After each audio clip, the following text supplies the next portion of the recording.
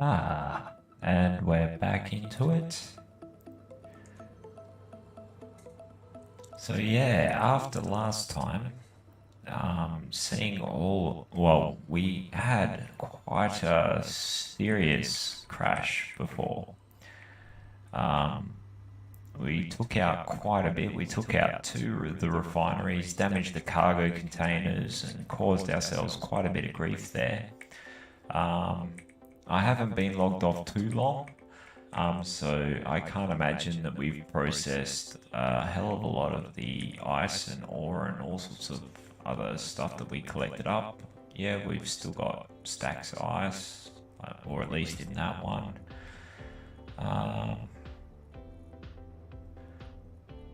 We did collect up a good chunk of silicon there. We'll chuck that in that cargo container there. We'll keep all of our ores together. We'll just tidy up a little bit. Chuck that in there. And all the other bits.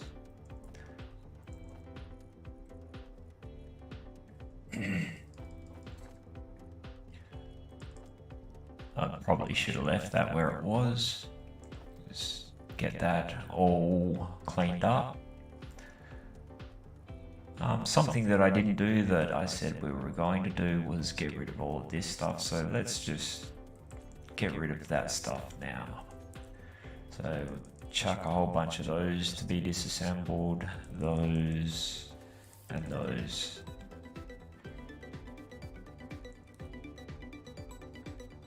And it's not working. So we go to check out our industrial assembler over here. Still got a lot of parts in here, but we're gonna have to chuck all of our drills and stuff. We'll clear all of this out. Have a look at our cargo containers. We'll move all of this stuff across. Move this over here, and yeah, just disappears. So yeah, we don't want to, like, every time we die we're going to end up with more of these tools. So we can take all this stuff and move it over. Just keep our inventory a little bit neater. Get rid of that. Get rid of that. And I think we're going to be pretty okay with the rest of the stuff we got in here. Just rearrange it a little bit.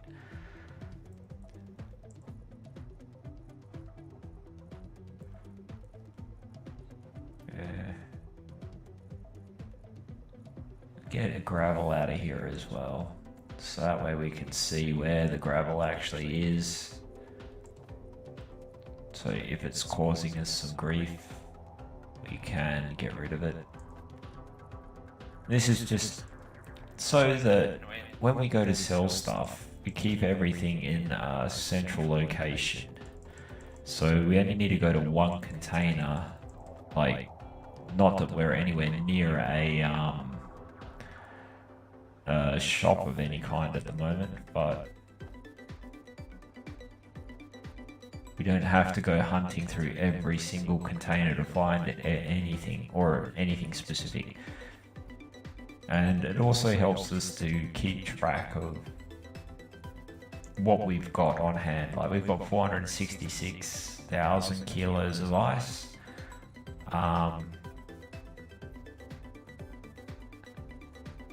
We might have more elsewhere in other parts of the ship. No. So we might want to see if we can collect up a bit more. And then, yeah, we'll look at moving over to the next asteroid and see if we can find something more specific to what we want to look for. I mean, we always want to have a good supply of ice going on. We've got another ice deposit just over there, but we'll drill this one out a little bit more. Let's have a look. Turn on our engines. And yeah, dig out a bit more of this. Yeah, our mass has dipped down below 5 million kilos. So we have been working through some of the stuff that we acquired. Yeah, we'll just dig some of this out, fill ourselves up with this stuff. Might want to check to see that we haven't caused any damage. Nah, our weight is increasing now, so that's a good thing.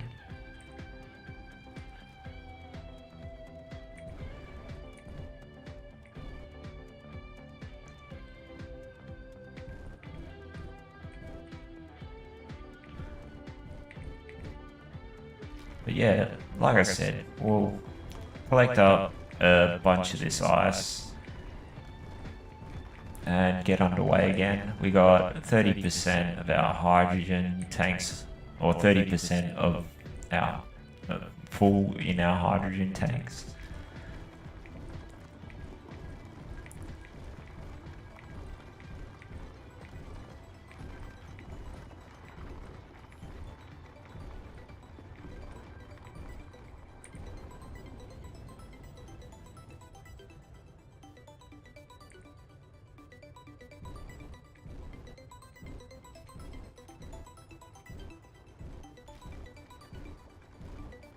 And when we're underway, we'll start looking at swapping over those engines or see if there's actually going to be a significant size difference. I think there is a 1 block height difference, which will be a substantial improvement in how much it protrudes. Decrease the chances of hitting stuff with it, which is the ultimate goal. Like, yeah, we can repair it, but if we can avoid hitting it in the first place, we might be better off. If it's not so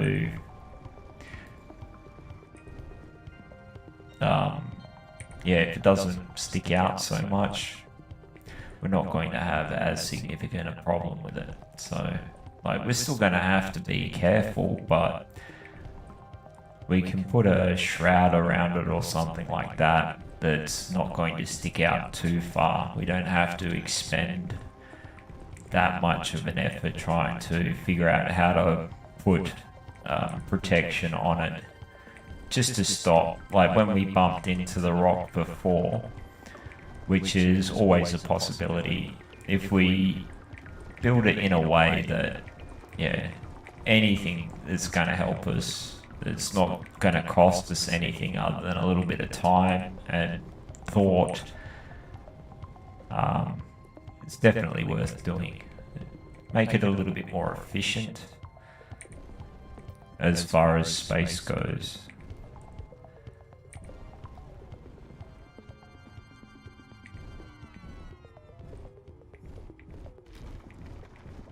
So yeah, like, I think I'll just plunge this down in here. We'll check our inventory. We've gone up by 1 million kilos. So actually nearly 2 million kilos of extra mass that we've taken on board. So we've collected a lot of ice here. I think we should be good for a while, like, so we can get underway and start looking for some of the stuff that we really need to get ourselves zipping through the system a lot quicker, like predominantly precious metals and uranium. And the only way we're going to find them is by scouting out more rocks. So we may as well do what we were doing before. We'll throw ourselves in the general direction of the Earth-like world. I think it's a little bit closer than the alien world and Titan. So we'll head in that general direction, try to get to the moon. and then from there, like we'll head over to Titan perhaps, but hopefully we would have found all the like we would have a jump drive up and going. Like we don't want to have to fly all the way there on hydrogen. That would be extremely tedious. What we can do though, we are going to need a lot of parts for the jump drive and the nuclear reactor. There are a lot of things that we can start manufacturing now that we do have the materials for, so we can start getting ready for that. I think we're full. Even if we're not, I think we're full enough. The other thing is, we'll scope out this rock.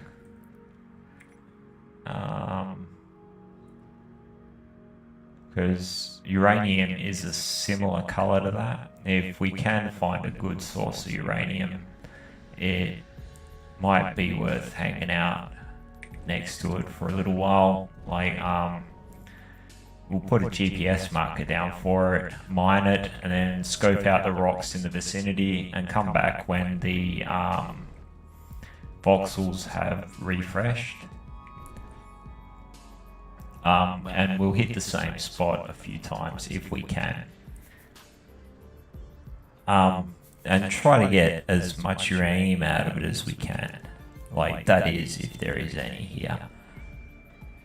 But all of the other things, like all the other ores, not overly concerned about whether or not we're going to come across them. Like gold and platinum, once we've got a good quantity in the ship itself, it's going to take a long time to refine all of that stuff. So we'll just let that chug away and refine. When we manage to find it, we'll still put a GPS marker down for it, but it's not something that we would be inclined to purposely go back for. Uranium is much, much harder to find. So, and yeah, it does look like those dark spots there, but I doubt that this is it.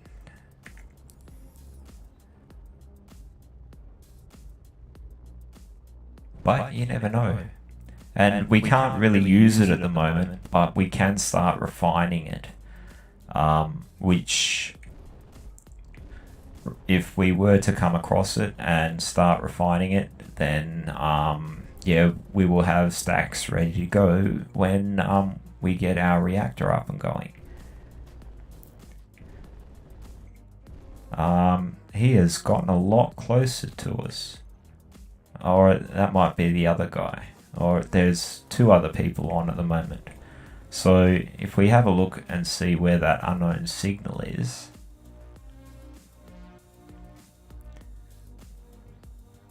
that looks like they are on Titan. No, Europa. I think that's Europa. So yeah, a reasonable distance from us. Like, we've got an unknown signal pop up not too far away from where we are. So if they did have a jump capable ship, they would be able to jump over here and potentially find us. We are 3 or nearly 4 kilometers away from it, so it's not going to be the easiest thing for them to do. But yeah, we're going to get underway. We don't want to tempt fate with it, just in case they do feel like ruining our day. They may not. They might be perfectly friendly, reasonable people. Play for building, not for breaking. But we are in no position to dictate terms or anything like that either. So if they have put themselves in a position more ready for battle, we will definitely lose. We have no defenses as it stands at the moment. Alright, so that's the planet we want to head to, I think. Yep, that one there. So let's scope out these rocks. Yep, push in this direction. Don't need to go super hardcore at it. I mean, we started at 30% hydrogen, we're now down to 28. So more O2H2 generators are going to be a benefit to us for sure. So is that going up or is it? Yes. So we are increasing it when we're not running the engines. So we're just going to putter along at a slow speed here because we do intend to stop soon. And we'll assess what we need to do.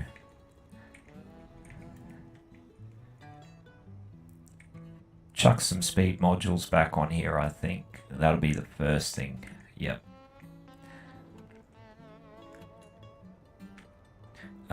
Need some steel plate.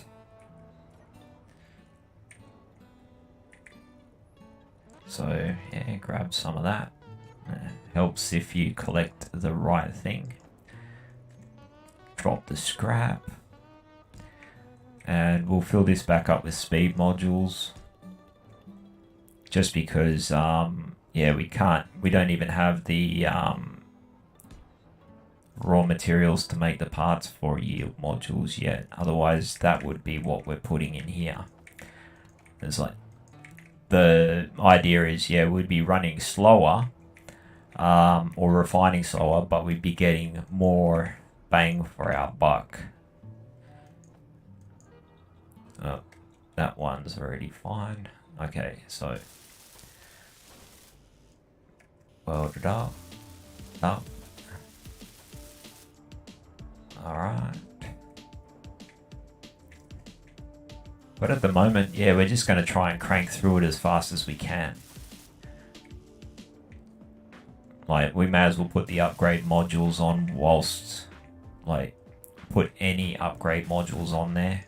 Make it run better, or make it run as effectively as we can. Whether it be higher yield or higher speed, either way, we're still going to achieve more stuff quicker. And that's like all we're really going for with it. We're either, yeah, going to get more stuff out of what we put into it, or we're going to get the stuff out quicker. And I'm fine with either.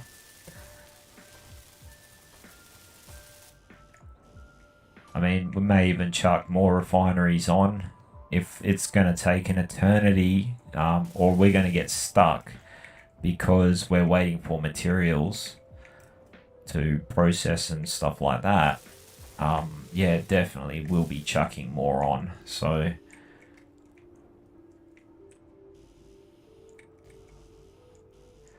we're out of construction components. Actually, let's chuck a mountain of those on. Same as what we did with the steel tubes. Switch that over to take off this stuff. Assembling. Because we're going to need a lot of these anyway. Like, because they're used for most parts. And we need motors as well. So, queue them up on the build planner. For some reason it was empty. There we go. Now we've got our ship working again, like optimal to what we had it before we crashed into that tiny little rock that annihilated us yesterday, or last time. And we're upside down. So let's get back to our seat and we'll scope out this rock, or these rocks over here. I've definitely got something over there I can see. It's a hole. Got all excited over nothing there, although that looks like something. that looks like nickel. So let's check that out. We don't need a hell of a lot of nickel, but hang on. I'm gonna go and fix the oxygen situation I got going on. Might put in just a standalone cockpit, just so I don't have to worry about that anymore. We will have to move this seat or enclose it properly if we wanted to try and make it airtight. That is typically I've found to be quite a challenge with a ship that's built like this, because nothing has been finished off or sealed up. Yep, nickel, which is good. Not as good as gold, but we'll pick some of this up anyway, if we have the space for it actually. We may need to add more cargo containers in. If we check our inventory, our drills are empty, so that's a good sign. That container's not full. That one's nearly full. That one's nearly full. That one is half full. That one's nearly full. So we'll be able to pick up a bit, like still a fair weight of nickel here. But yeah, I think that we'll add on a bunch more cargo containers. That's going to be a definite requirement. Because yeah, we're going to get to the point where we are just chockers, like, and perhaps some more refineries. We're going to redo the drilling rig. We're going to end up with probably quite a long ship, which there's nothing wrong with that. It'll work perfectly fine. We will need to add more gyros in as well. Now that the mass is really getting up there, it's going to get heavy again. In fact, it already is starting to feel a little bit sluggish in turning. I suspect we might be full. Let's have a look. Starting to fill up the connectors.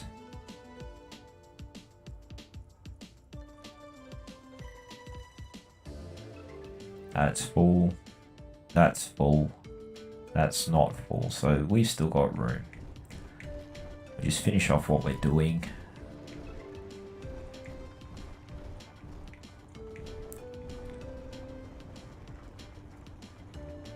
Yep. 7.5 million kilos now. So I think we'll just chuck on those cargo containers. Chuck 2 more on.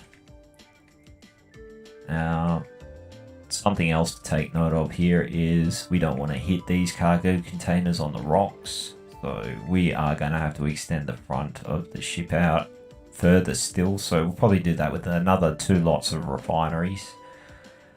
Or maybe even 4.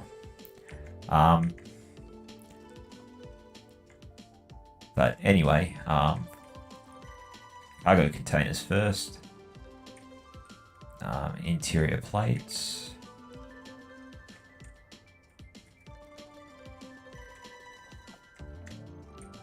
Just enough to place them.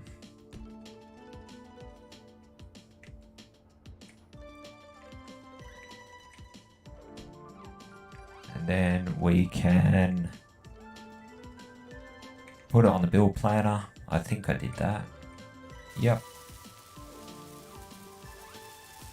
Probably should put all that stuff to production.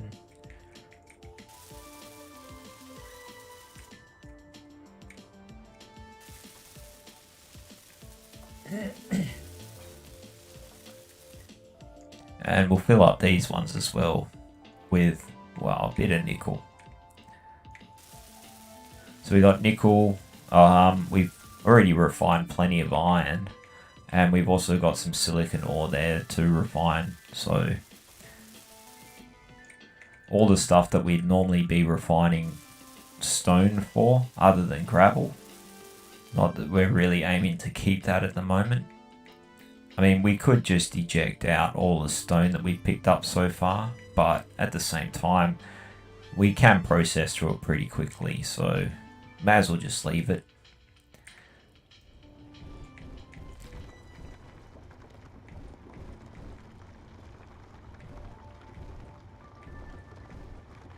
And we are looking like we're running on battery power at the moment.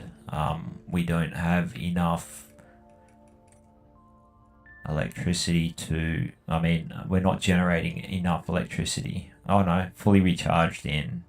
Yeah, see, if we run the drills and start using the gyros, our power drop goes into the red pretty significantly, and we've only got an hour of power left, so we will probably want to put on some more batteries to act as a little bit of a buffer for us, as well as add in some more hydrogen engines. I think that is also going to be a very necessary step.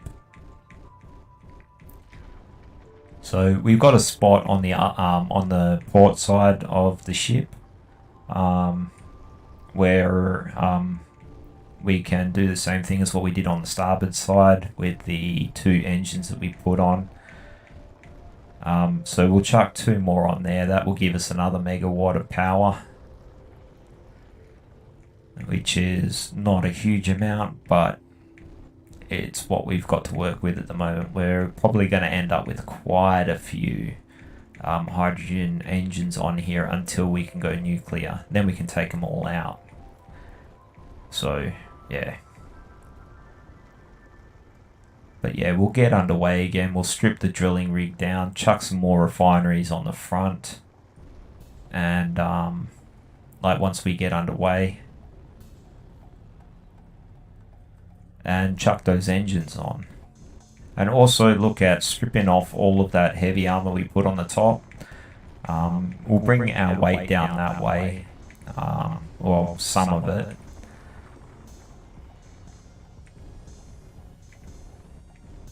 Because we don't really need the armor on the outside at the moment anyway. Like, we're not going to go and try and land on anything, but it will make us a little bit vulnerable to hitting space rocks and stuff like that.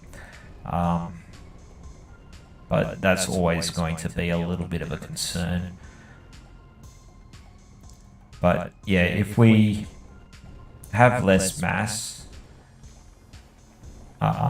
we're not going to have to expend as much fuel trying to change direction or mining like what we're doing now. Like, we are expending a lot of fuel in this process here, so, and we're getting close to 10 million kilos. I think we'll keep drilling until we hit 10 million and then get underway again and start looking for another deposit,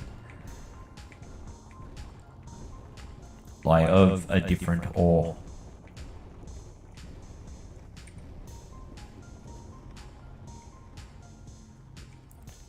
We'll just quickly check to make sure that everything's still functioning.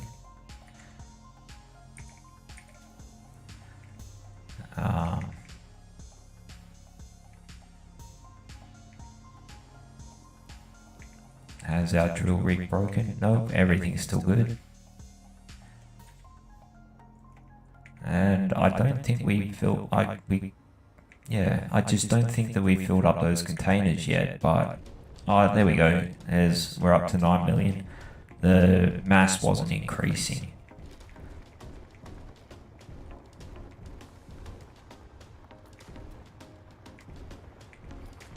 But it's all good.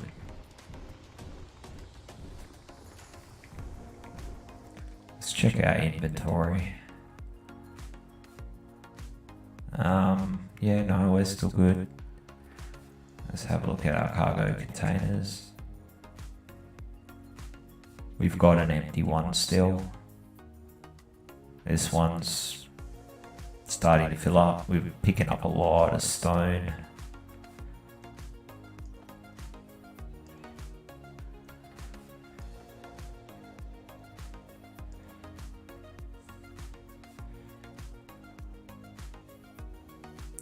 They're all full of nickel. That's good. And this is, in all reality, this is probably way more than we need. So I think we'll just say, yeah, that's enough. We didn't get to 10 million, but it doesn't matter.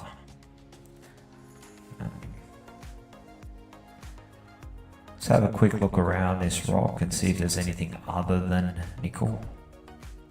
So we got a couple of spots there. There might be a different ore, which if there is, that looks like it could be something there. Oh no, it looks like a trick of the light actually on closer inspection.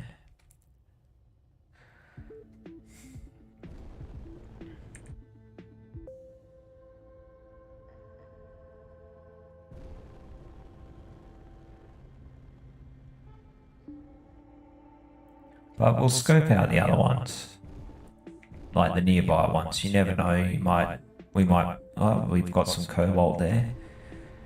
So we'll see whether or not that's easy to pick up. Oh, we've got some more silver. I think we've already got a lot of silver, so. But cobalt, we could pick up some more. There's a nice easy one to go and get. Just over there, I can see something blue. So, and also on that rock just to the right, got nickel and cobalt over there as well.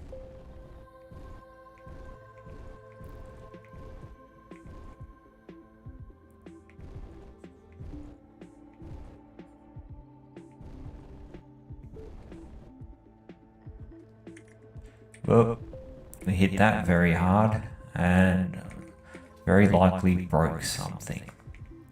Let's go and have a look. No. I wonder how we managed to pull that off. Because we've tapped things much lighter than that before and caused it to fail.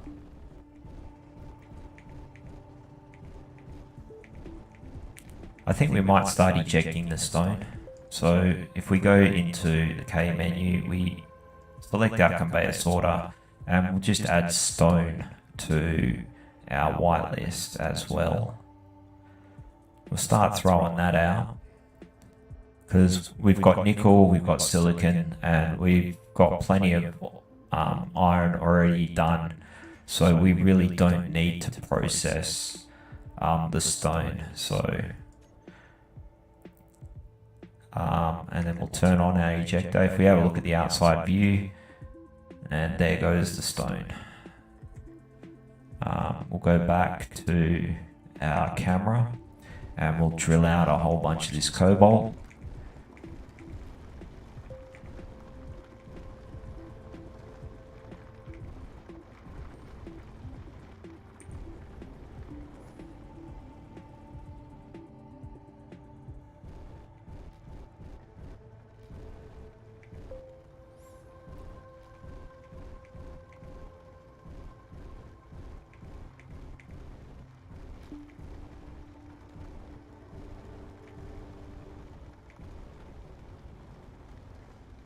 And the other thing that we probably want to start thinking about is where do we want to put our pressurized area.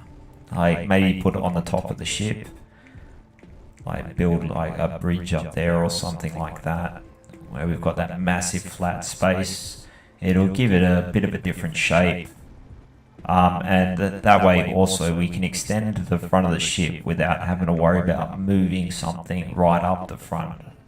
Like normally I would put what I have done in the past, which has proven to be quite successful, is putting a bridge or a cockpit or something of the sort right up the front. Yeah, I don't want to have to keep moving it. Like the way the ship is progressing, we're extending the front part out, so I think we'll just keep extending the front of the ship out, because that's where the drill rig's going to go anyway. We want to extend the front out away so it protrudes a bit, and we can plunge in without running the risk of killing our engines.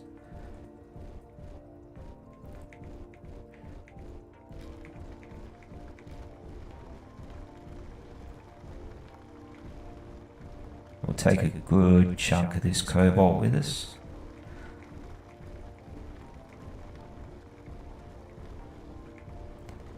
And then, yeah, once we strip these drills down, we'll chuck on some more refineries. Oh, actually, first things first, we'll chuck on, well, it is getting very hard to turn the ship. So yeah, we're going to have to start looking at a bunch more gyros.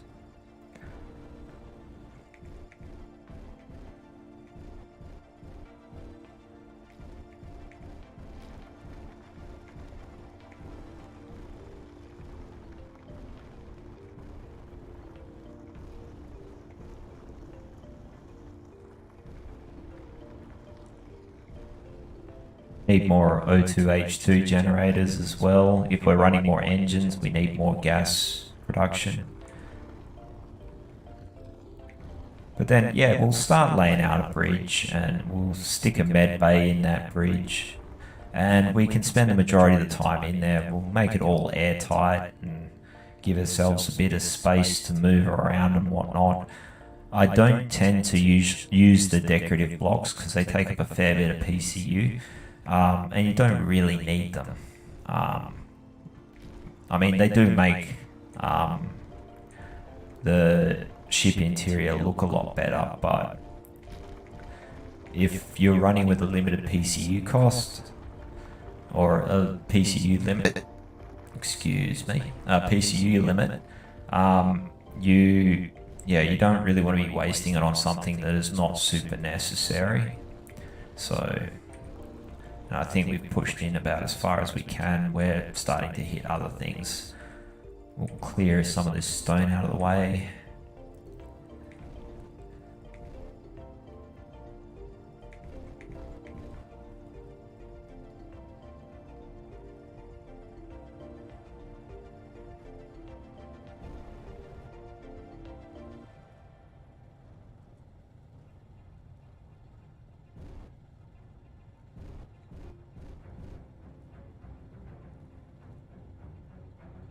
Just right click all of this stuff out.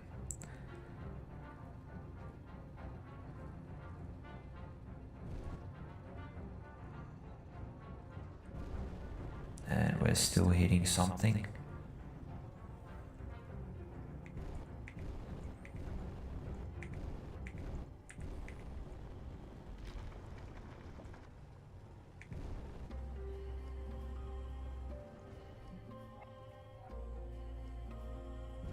Yeah, it's getting very, very hard to turn now. We've dropped a fair amount of weight though, chucking out that stone and a little bit of gravel. We're down to 8.7 million kilos. It's also getting quite difficult to see. Those lights would have been handy.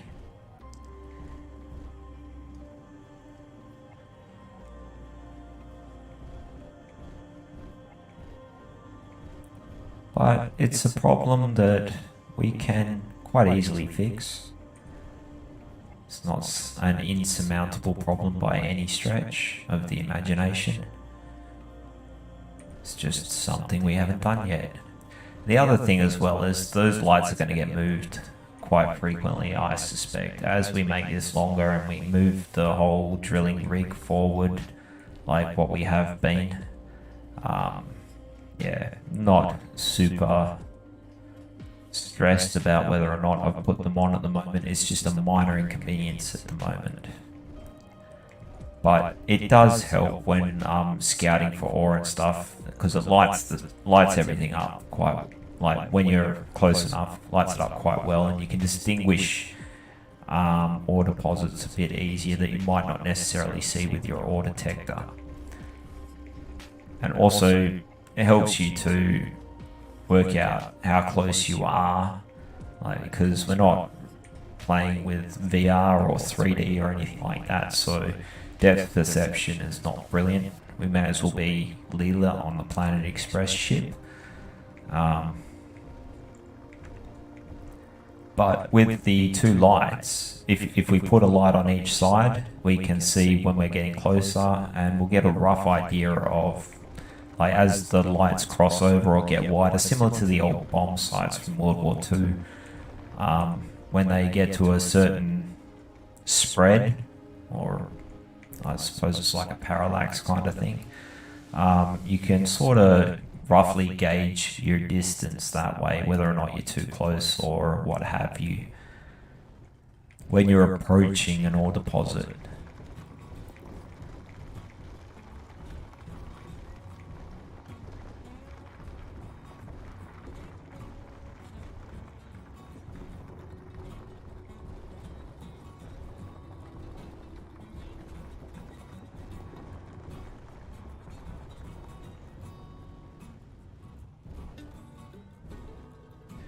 Now we've burned through quite a bit of our fuel, but that was to be expected. Sitting here, pushing into and backing out of the ore deposit, fiddling about, maneuvering around. It's a very fuel expensive process.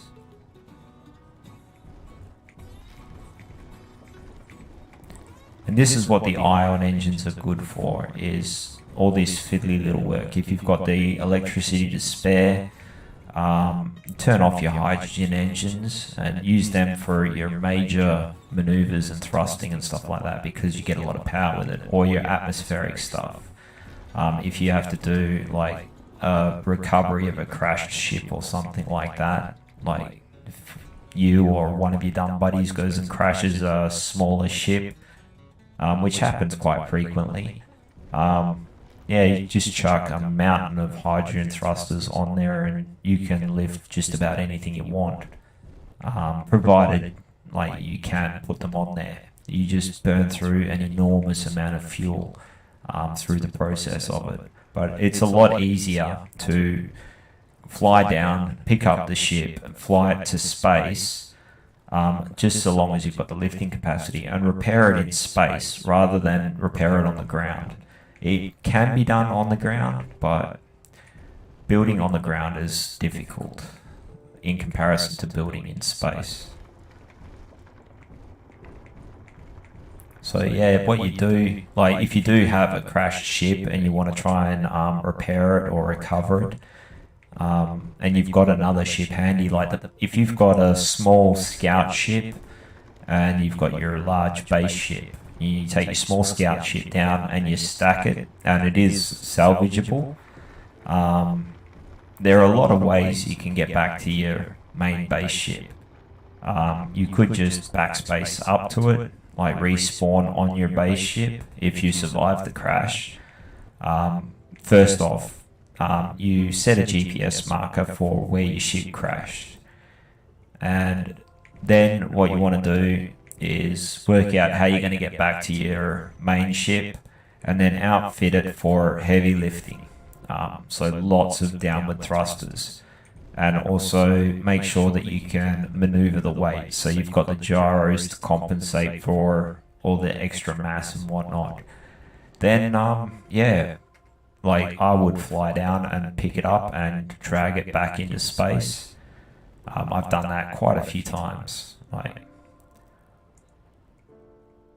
I wonder, no, that's not my unknown signal. Someone is not too far away from us.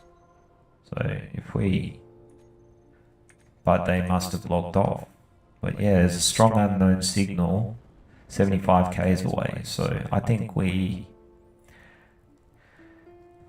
probably should get moving. Let's have a look and see where we're at. Okay, let's head over towards Earth. There's all the stone that we've been chucking out. Let's turn off our waste dump. And yeah, we'll give it a good push. We'll get a decent distance from the unknown signal that we're at the moment. So if anybody else does come on and that pops up on their, whoops, 1 and 3, yep, that's the direction we want to take. So yeah, we can get a good distance away from where we're currently at. Our O2 is quite low as well, so once we get up to speed, we have got something smoking somewhere. So we're going to have to check that out as well, see what's broken. But yeah, let's get up to speed. Put some distance between us and that unknown signal. Even though we're getting closer to it right now, that's not brilliant, but I don't think it's going to kill us immediately.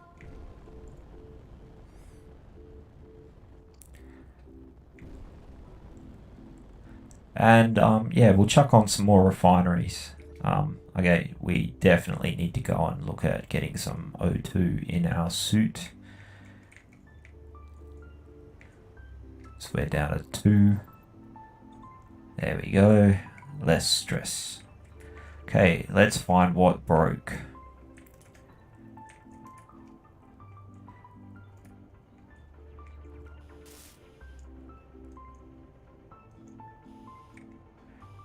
Okay, everything there looks okay. Ah, we've got something over here somewhere that's... No, that's alright, that's alright. Maybe it's coming from further forward.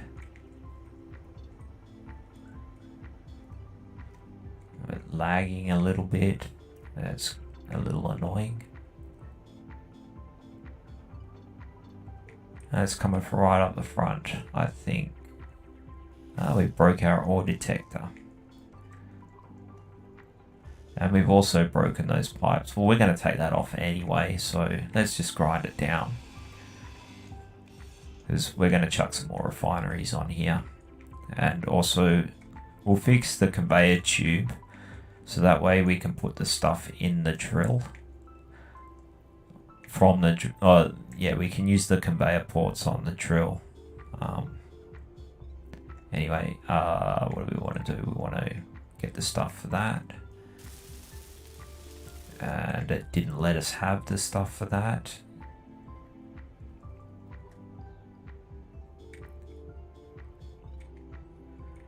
That was quite irritating.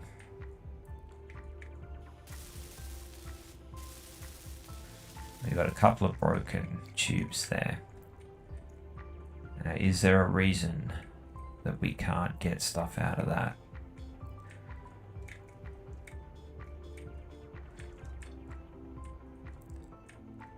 Is that one broken? Yes, that refinery is broken. So we need to repair that too.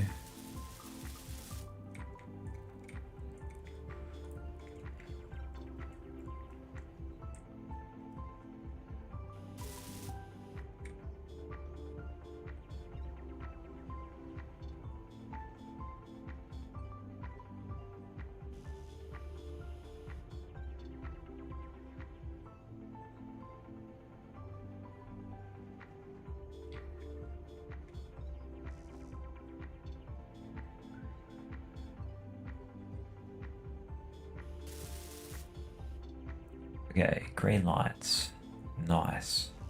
Okay, we need to dump all the scrap we just picked up. We can't deposit any. That container's broken as well. Wonderful. Alright, so stick that on repair too.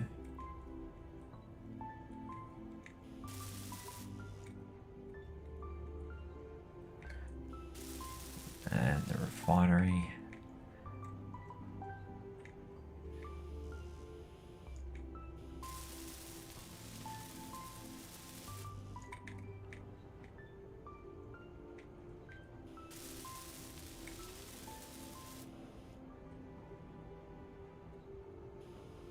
Okay, that's all sorted. Is this one? That one's fine. Build plan is empty, so we've got everything we need to fix this. Alright. Yeah, we took a fair few hits. It seems like we're a little bit too rough with scraping that one along all the rocks and stuff like that. But yeah, we've got some obvious design flaws that we're working with here, but you know, we kind of expected it.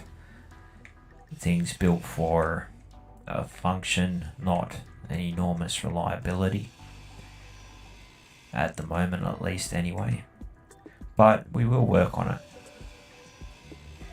Everything is a work in progress.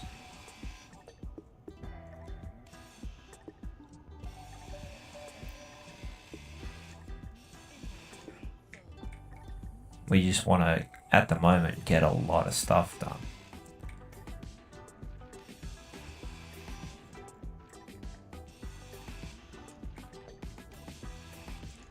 And try to travel to somewhere that's going to give us the parts we want or materials we want, and be able to pick them up, or refine them as quickly as we can. So the more refineries we have at this stage, the better off we're going to be in the long run.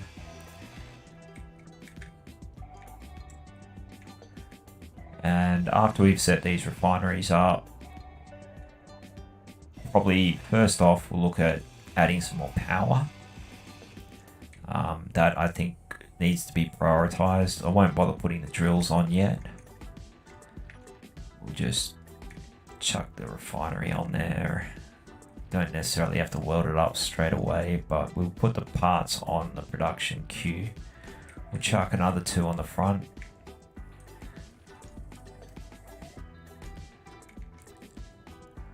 Just to extend out the front a little bit. So what do we want? 4 of them. Chuck them on the build production queue, and we'll clear the build planner for now. We'll build them later. We'll give them a little bit of time to make the parts up for us, so that way we can just focus on putting it together. Just here we'll stick 2 more hydrogen engines. We can grind out these blocks and these blocks, and also we'll start stripping down the roof. We'll start on that as well, because we're not planning to stop for a little while. Like, we're going to coast for a bit and try to replenish our fuel reserves. So we want to flip that around like that, and that's connected there like that. Flip that one over and connect it on there, and put both of these onto our build planner. Go over and grab some parts, and we're gonna have to go and get some more air soon, or power actually.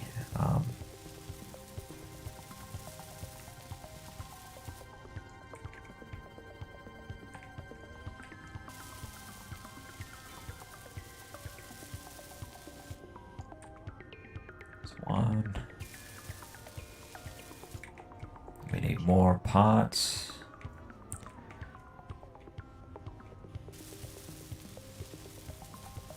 And we're running shy of construction components. There we go.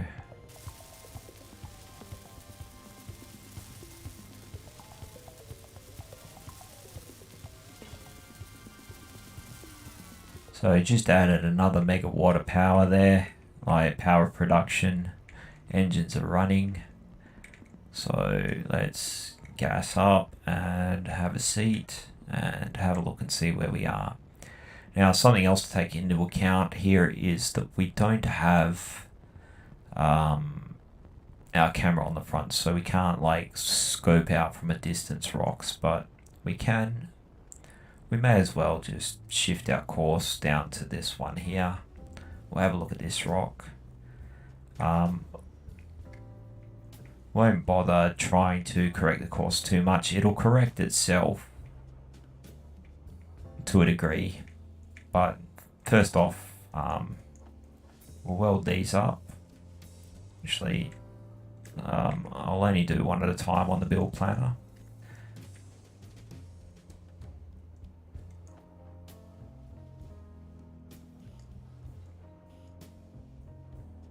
And I don't know why we are moving around like that. It's a little bit glitchy.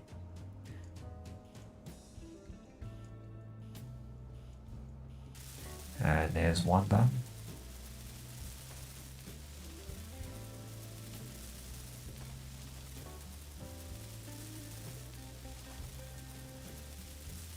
And we'll also chuck a bunch of speed modules on these ones too. We're just going to try and pump through as much stuff of the ores as we can whilst we can.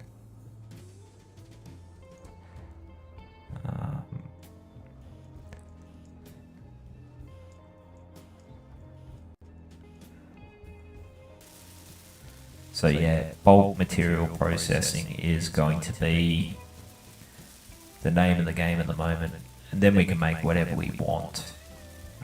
We're not struggling for materials, not that we really are at the moment.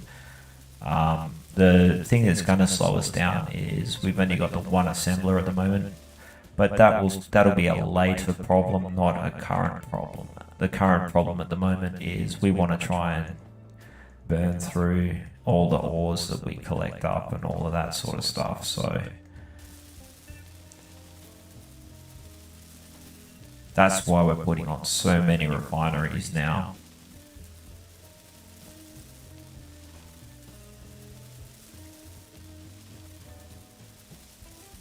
And we're getting pretty close to that rock, so we better start considering slowing down and getting our drill setup done. Get back to our seat and just adjust our direction a little bit. And we've still got a little way to go, so let's go and see if we can weld up the rest of it before we get there. Just wanted to make sure that we weren't going to fly directly into it, because that won't end well.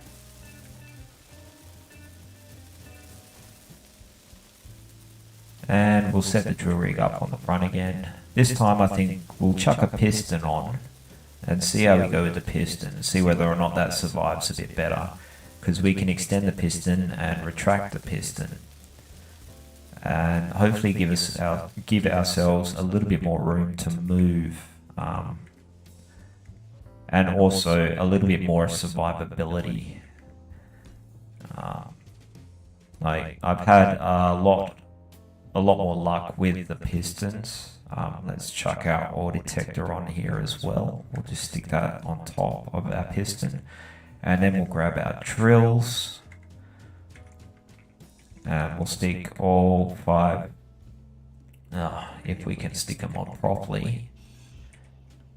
No, it decides that it always wants to stick them off on the angle well different to what you want. That's the default. Oh no, I reckon you want it like that. And it's like, no, I really don't. Okay, so how far are we? Oh, we're right over the rock. So let's just kill our momentum and we'll swing around. We'll hang here for a little while. Oh, jeez, it's really getting quite difficult to turn. But yeah, we'll scope out this rock. We'll finish setting up our piston first, of our drilling setup and ore detector, because we're not going to see squat without the ore detector. So we'll get that up and running. We do need to fabricate a bunch of parts because the ore detector was broken, but we've got plenty of parts. So we're all good to go there.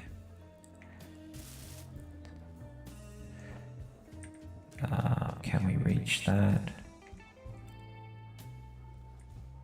It's not letting me.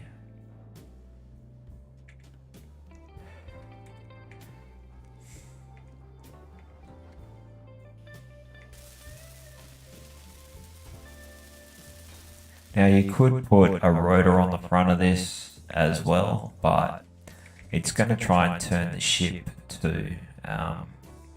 It's not really something we want to have to try and deal with. But I found with the pistons, yeah, you can retract the piston or extend the piston and have it retract,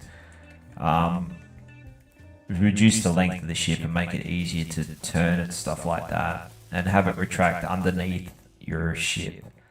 So that way, yeah, you can maneuver around and do all kinds of things without having the drills extending out to where it's practical for drilling.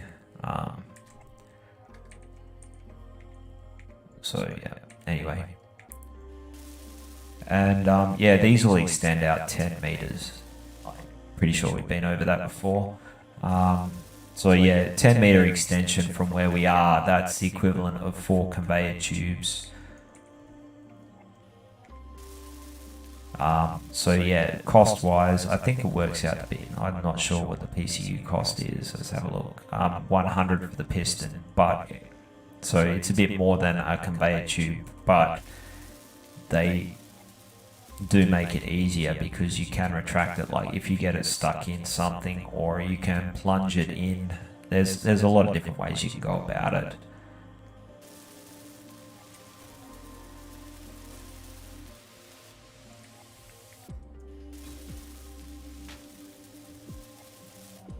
The other thing that we should remember to do this time is turn our ore detector range up to its maximum before we start trying to scout out stuff. So that way we are actually going to be able to see if there's anything that we want nearby. The other thing that we're going to want to do is add a whole bunch of speed modules on there, but it's not. We're at the search location at the moment, or prospecting location I should say. Ore detector up. Alright, let's have a look. Something that is really becoming significantly noticeable is the lack of ability to freely rotate the ship. We are extremely heavy. So I'm thinking that, like, I can deal with moving or, you know, thrusting slowly, but orienting myself in. Oh, we didn't put a camera on. So yeah, we'll jump back forward and chuck the camera on as well. Chuck that on top. Oh, we just see if we can chuck it on the end of the ore detector. We might not be able to. We may need to reposition that ore detector so we can chuck the camera directly over the drills. Just so that way makes it a little bit easier for us to get the perspective that we want. That'll make it easier for drilling, which is not a rule. It's just something I find a little bit easier for gauging distances, whatnot. So something else we may as well do while we're at it as well is we'll chuck those lights on there. So we're going to stop at the moment because having the camera makes it easier to scout out stuff. Whoa, why am I didn't have my jetpack on.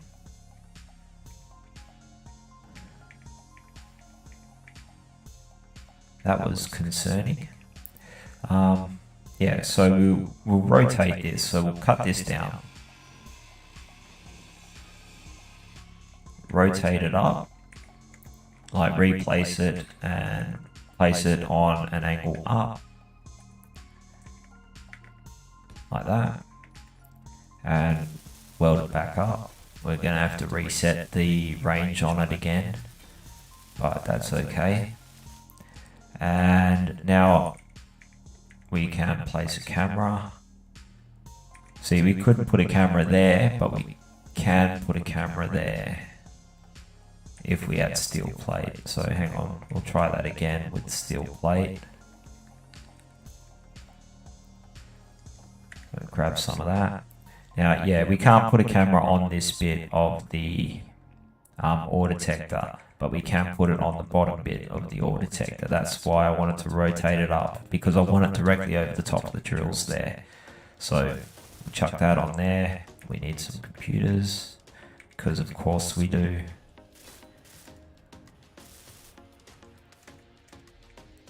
And on the sides here, oh, what have we got?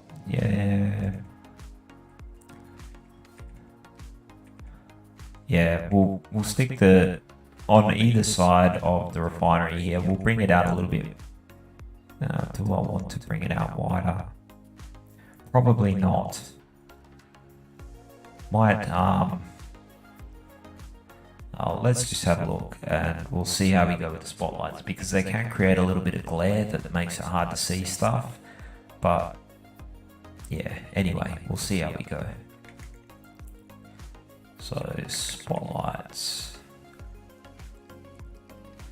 These small ones are great for small grids because they you can stick them just about anywhere and they don't stick out.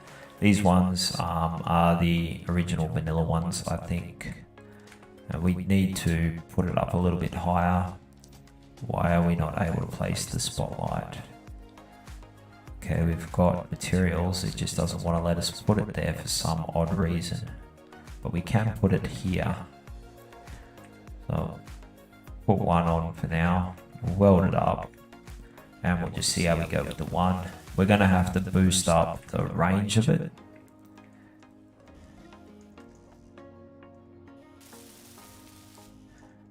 We are carrying a lot of extra stuff. There we go. Now we've got a light, we've got camera, we've got ore detector. So let's now have a good look, or at least attempt to. Oh, something else was those damn gyros we need more of. And we're gonna have to figure out where we want to put those. We'll just persevere for the meantime. Might chuck a couple more batteries in there, and then on top of those batteries we'll stick the gyros there. I don't think we're going to be able to do the same on the other side.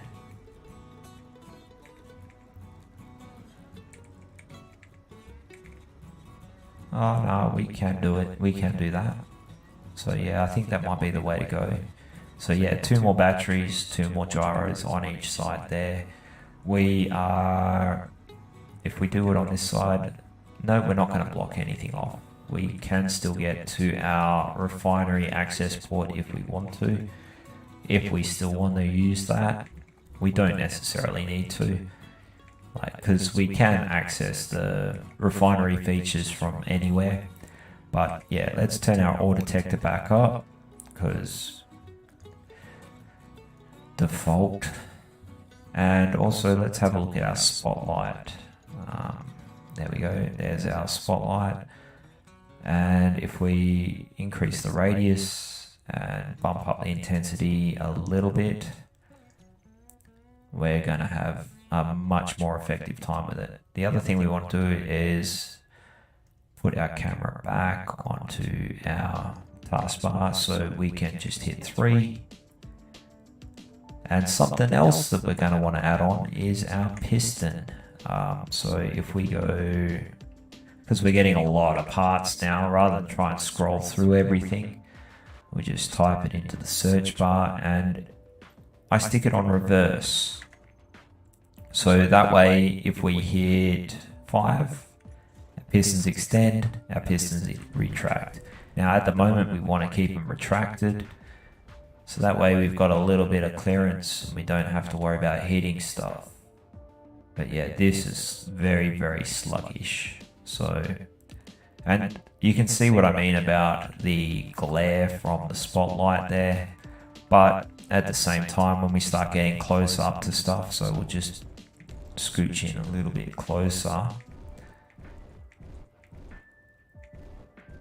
You can see you get a little bit more definition and clarity with like identifying the rock face and all that sort of business. And what have we got there? We got cobalt. We already collected quite a large amount of cobalt.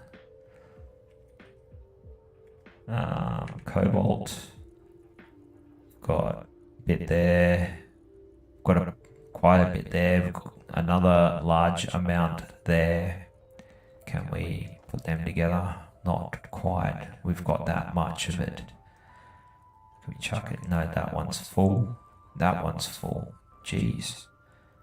Really stacked it up quite a bit. We'll probably chuck out the stone that we've got there as well. We'll turn our gravel dump on again, or our waste dump. And we're processing cobalt at the moment. Yeah, we've got plenty of cobalt. We don't need to dig any more out.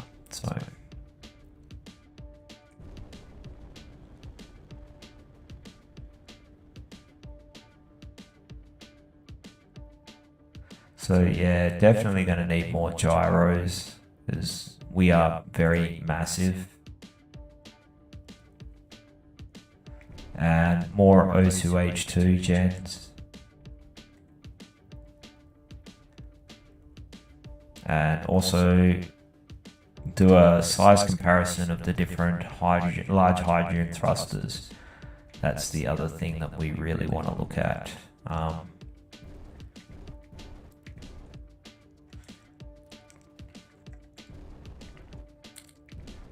So there's our cobalt deposit. It's coming up on the port side there, which is nice, but not what we want. Not at the moment, anyway.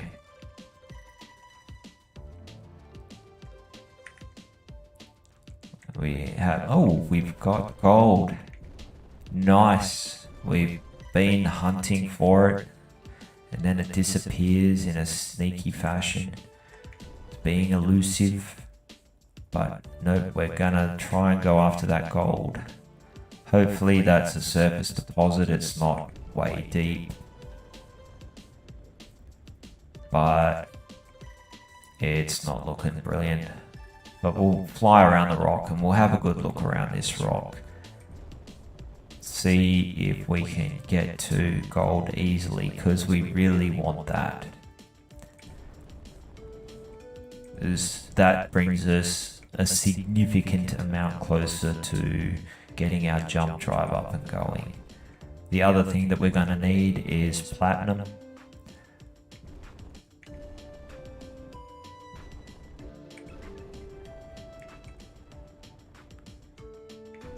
And also, once we find platinum, we get better tools. And that is always good news. Always look forward to getting better tools. We'll have the highest tier tools that we can get.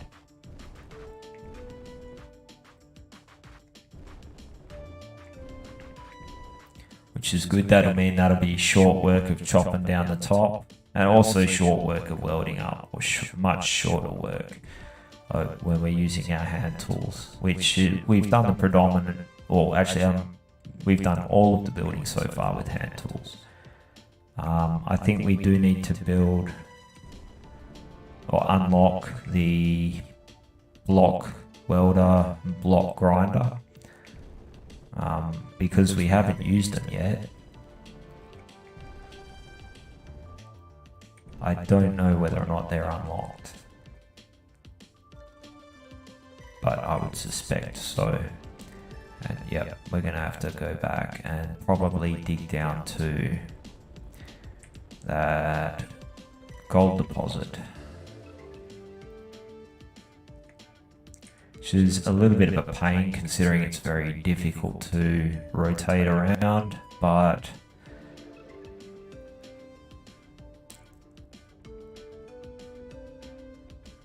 what we might do is just get into the vicinity of the gold, chuck a bunch of gyros on, and then work at getting to that gold.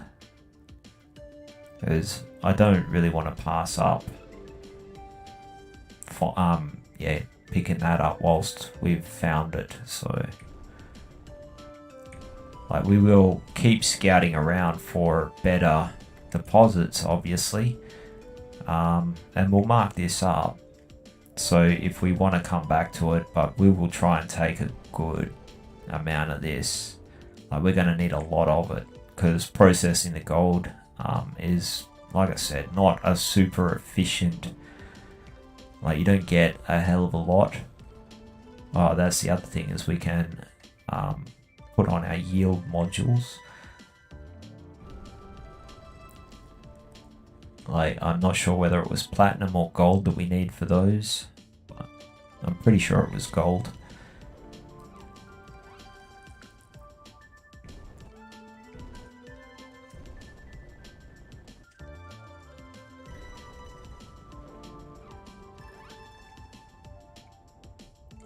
But either way, it's going to put us in a better position.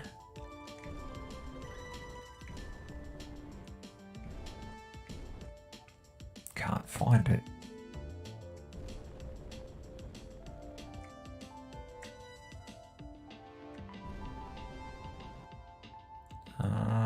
What's that there?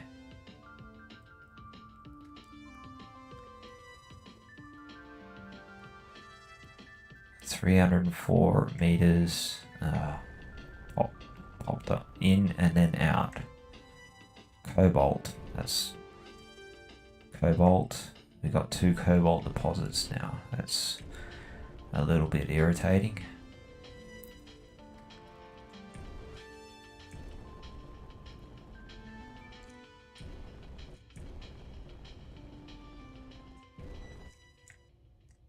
Cobalt again.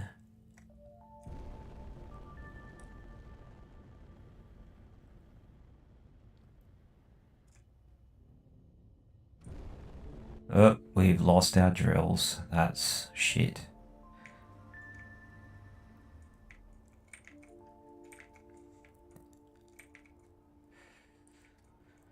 Alright, we'll add the piston head and weld that up.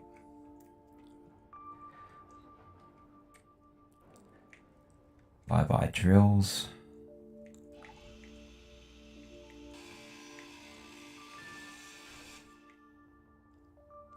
We're going to have to back the ship up. I don't think that we're going to be able to make them in the time that we have before they float away.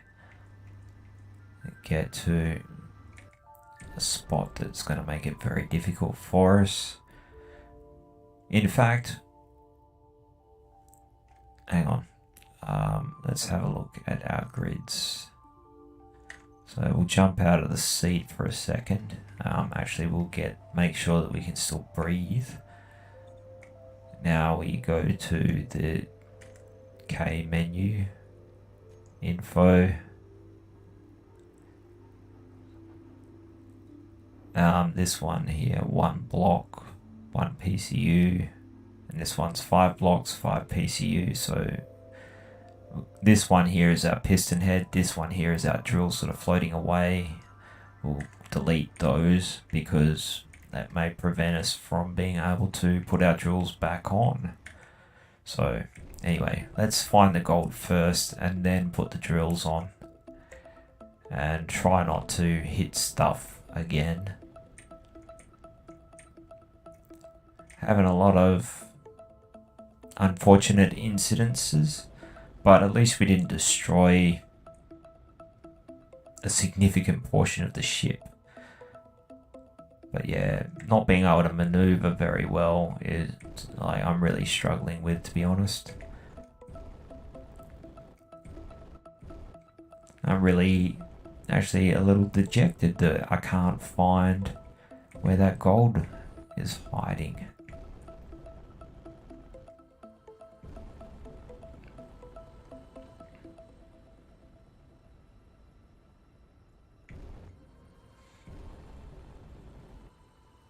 You got some killer rocks over there. Now, something else that is springing to mind is that if we found gold here, then some of these other asteroids nearby may have gold on them too. So, and they may be easier to find. So maybe rather than burning up all of this fuel hunting around looking for something that's going to be a pain in the ass to get out anyway, if we check out this rock over there,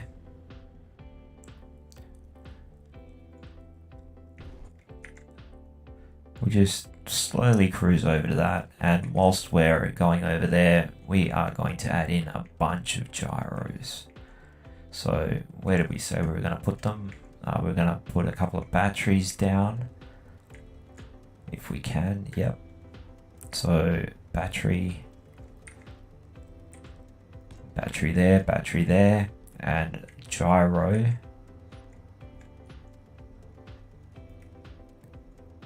there and there.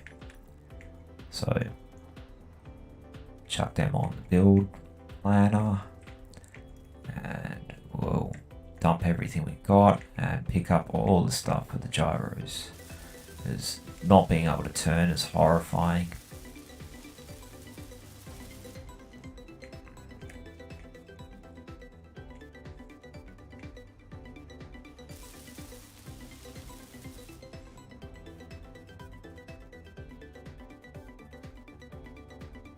We might get rid of this ramp as well. We'll redo all of our ramps and stuff like that. So if we do go down and park on a planet for any length of time, we can walk around and all the rest of that sort of stuff, or we can walk up to the bridge. Or if we do put an artificial gravity generator on, which we probably will, and just turn the strength down quite low.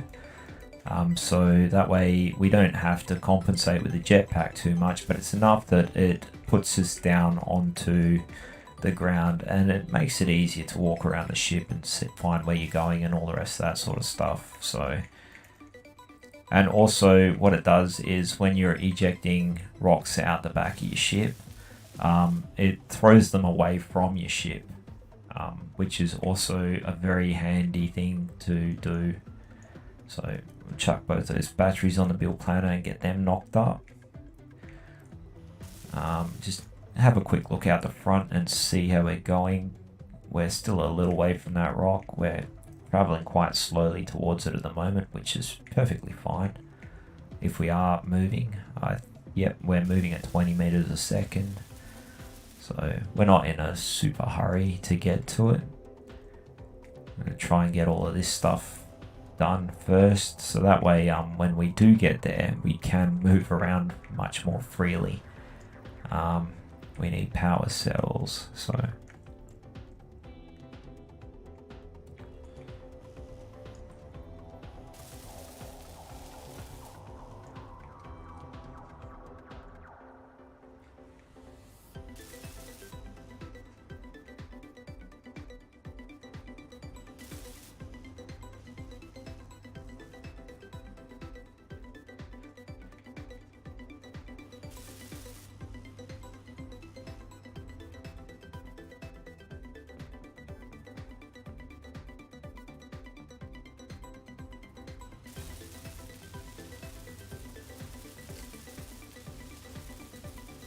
there's another battery.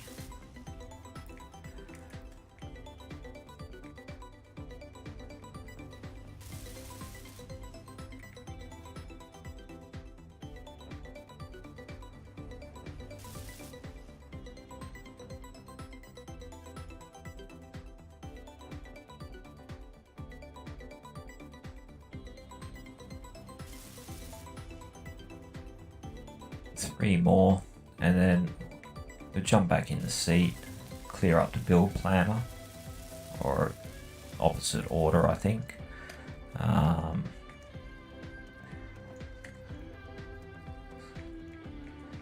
So yeah, I added an extra one on, and we are turning much more effectively. Okay, now let's see if we can find some gold. I see something actually over at those over there. Let's have a look. Which is a little bit frustrating. No. It was just a shadow. Oh, we have iron over there. I think we might go and check that out. We'll get some iron stored up. I really wanted that gold.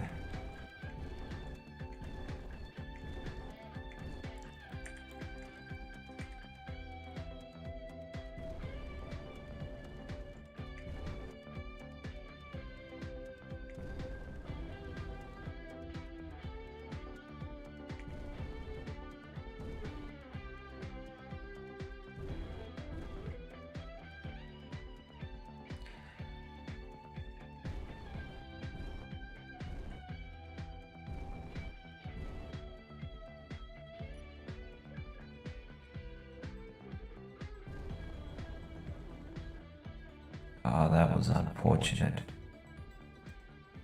Oh, what's that? That looks like something. Gold. Nice.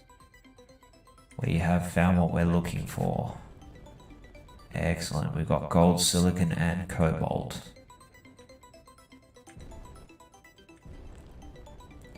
So we're gonna dig up a lot of this. It's a little bit of a pain to get in there, but we will. We'll clear all the stuff around it. We don't need the silicon at the moment, but definitely want to try and scoop up a lot of that gold. So we will bookmark this. We'll just call it space gold because we are a long way from Pertram.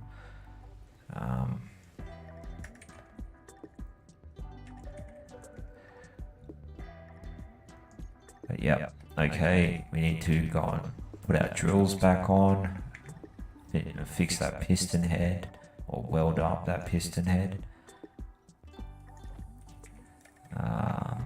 Yeah.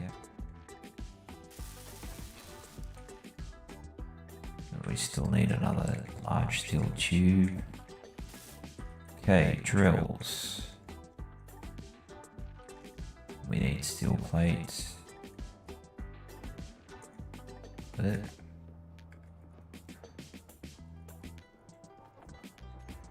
Okay, chuck all the drills down.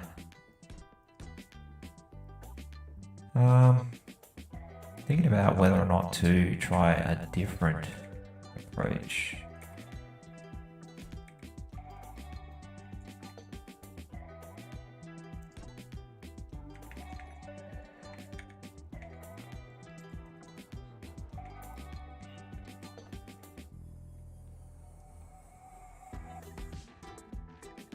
We'll weld up the middle one first so that way we can reach everything I want.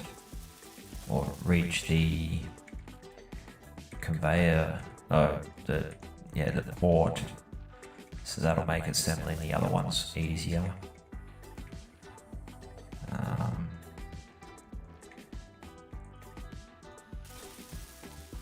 Yep, there we go. And we'll do this one.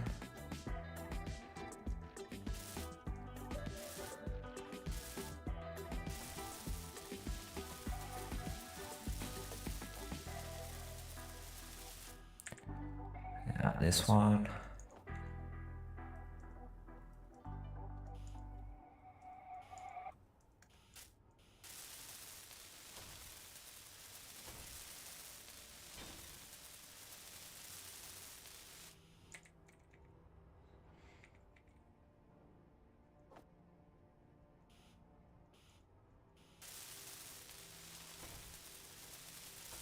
And one more after this.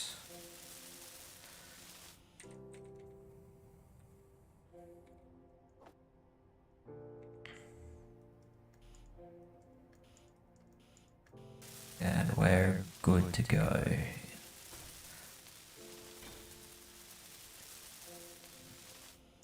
Let's start digging out that gold.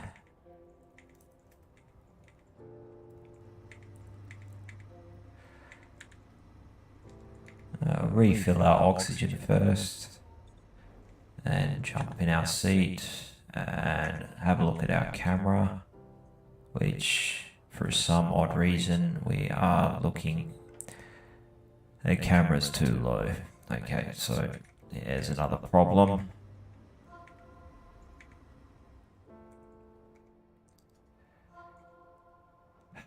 This was a bad idea. Okay, so this is coming off. And we are moving the drills out to the side the way we had it before. This is what happens when you try and change things. Of course it is. Okay, so we'll dump everything in here.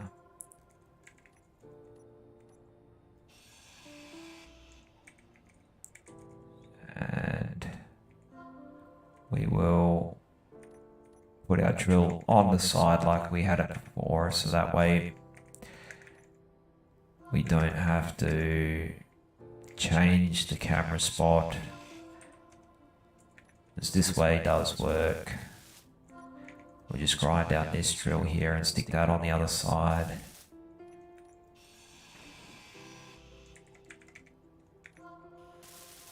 That was unfortunate. Because yeah, if we can't see what we're doing, we're just going to have a bad time. So, or drill, yeah.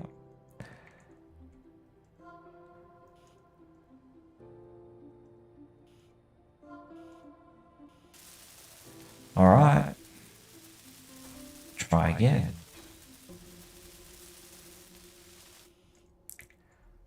All right. It is very difficult to see what's going on around here. We might want to extend the floor out. The thing that we're going to have to bear in mind is that we are not going to be able to take out these heavy armor blocks that are underneath the gyros there, because they will detach them. That is a bit of an irritating thing about them. But yeah, anyway, we will right click away the stone here because we don't want to deal with that. Lost a little bit of the gold in the process, but it doesn't matter. We will come back here probably a couple of times. We will scout out that iron rock as well, dig up some of that, and start doing some work on the ship. And spend a little bit of time working on the ship, I think. Get this gold processed. Now I'm suspecting we're going to need a lot of platinum. We're probably going to have to build a gravity generator anyway to unlock the jump drive. So we might chuck one of those in and also do a little bit of work on our bridge area, and we've killed our drills already. That's really, really irritating. We just got it going. Why? At least we can recover the materials from the drills this time, not like last time, where they just all decided to float off into the distance. Oh, I didn't extend the piston. That could have been a good reason as to one thing that...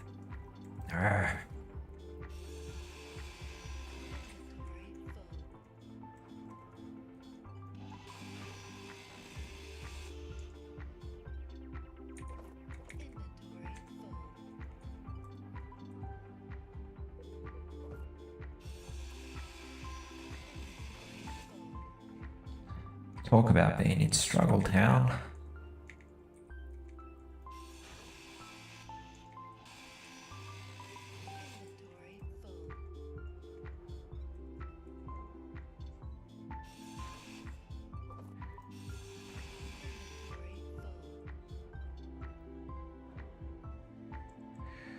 Alright, that's that, and pick up the last of that, move our ship back.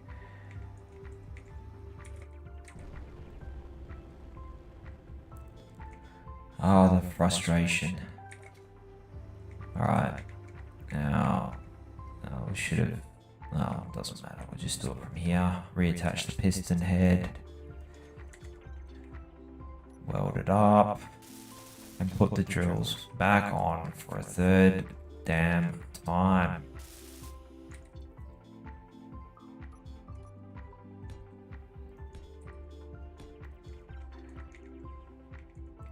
This time we'll extend the piston before we start trying to do anything with it.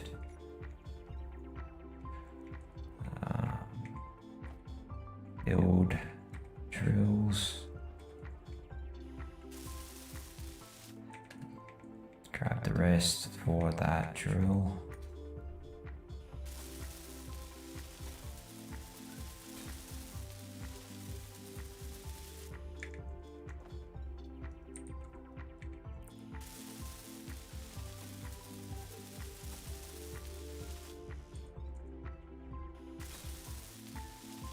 And the next drill.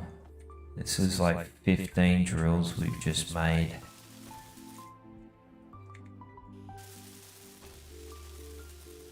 And twice because we broke them off like an idiot. It was ridiculous. Actually, no, it's 17 because we moved 2. Because we put them on in a silly spot that our camera was obstructed by. It's like, we're starting to get to the irritating, repetitive mood.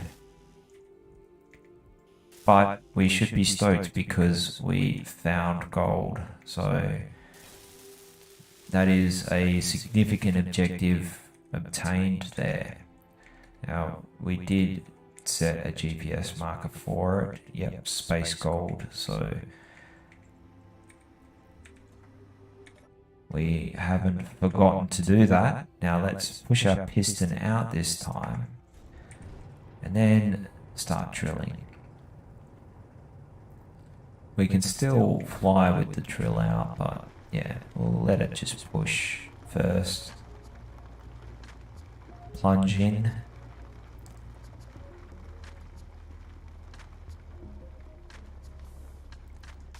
And we'll gently push it in further and scoop up all that precious metal. Oh, and we've got rain coming on. I don't know if that's coming through. It doesn't look like it.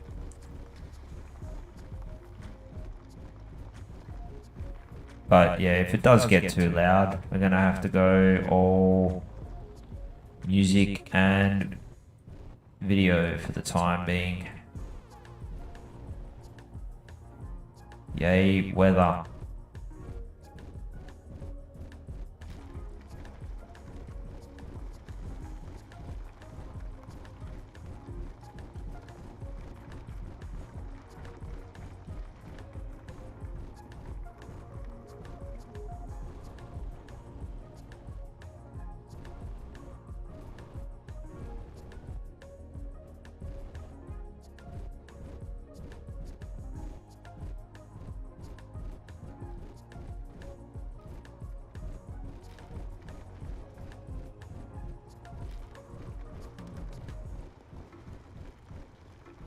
Yeah, that rain is getting quite loud.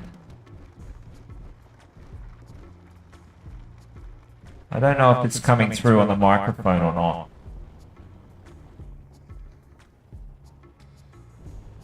I have to play it back later on and find out, I guess.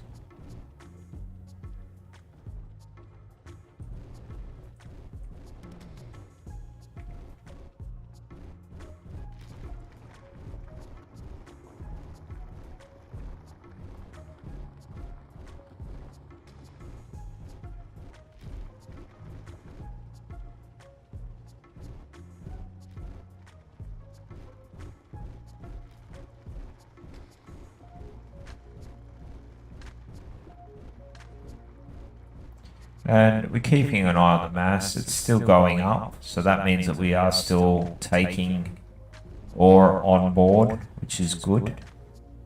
Let's turn our gravel dump on, or our waste dump, so that way if we are picking up any stone, we're just chucking it out. We'll go over and we'll pick up the iron as well that we saw earlier on. So that way we've got all of the stuff that we would normally get from gravel, from stone other than the gravel. That way, yeah, we don't have stone on board, like the low yield material. We've got all high yield materials, which, yeah, we'll be much better off for.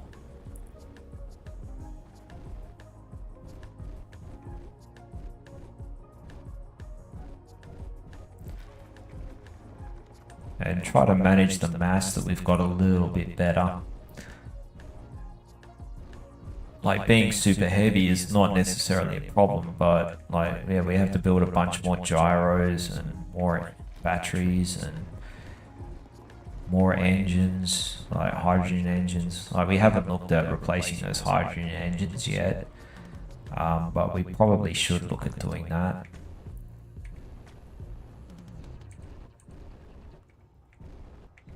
Like, it's not preventing our ship from functioning though, so that's kind of why it's a low priority. It's just ease of operation thing, like, and that's also a personal opinion thing. I don't normally use the industrial thrusters. I didn't think it was going to be a problem, but I did notice that it looks like they do stick out a fair bit more. So on account of that, that's the reason why I'm thinking of changing them out. Otherwise, I wouldn't bother, because functionally they're the same as the standard ones, like the vanilla ones. And they're just DLC. It's the same as a lot of the warfare stuff. Like, if you've got the large warfare reactor, frickin' heck, did it again, didn't I? Broke the drills. Ah.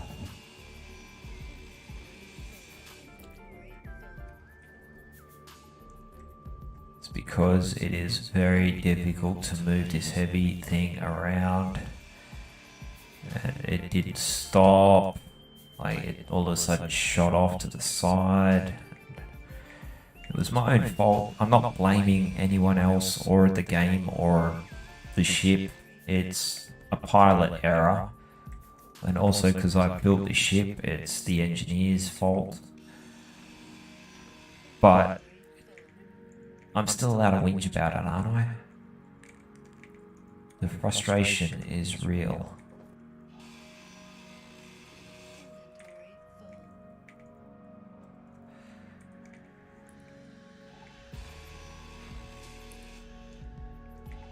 So yeah, we'll clear away some more of that stone. We'll also, before we like jump back in, like, we need to get some more O2. We might actually grab an O2 bottle, just to give us a little bit more time before we really, or yeah, just to try and relieve some of the struggle of not having a bridge or a cockpit or something like that. I mean, we got a good chunk of that gold out, so, you know, even though it is frustrating having to build these bloody drills again,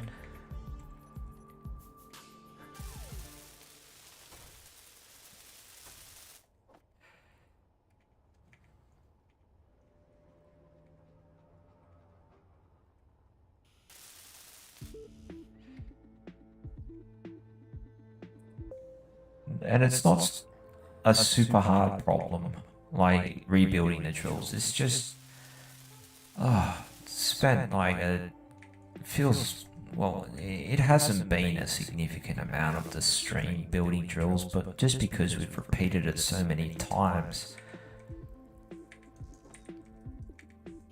and all because of my own incompetence.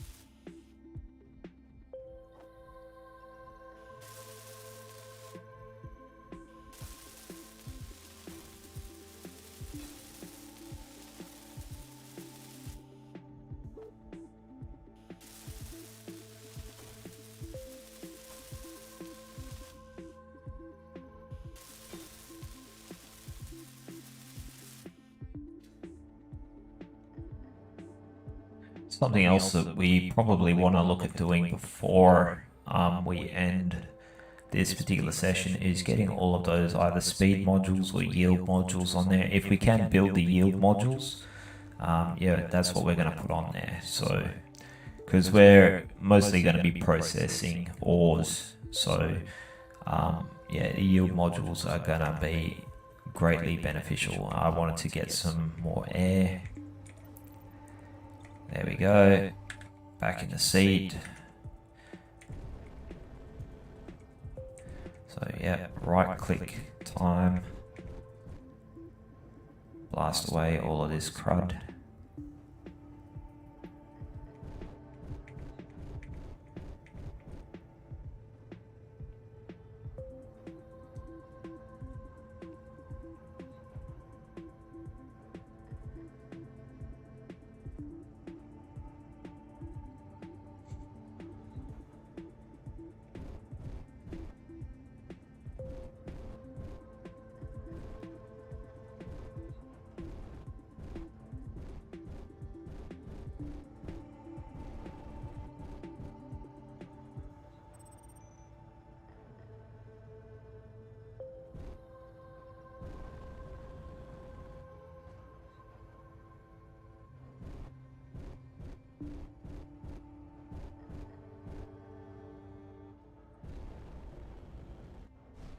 Oh, okay.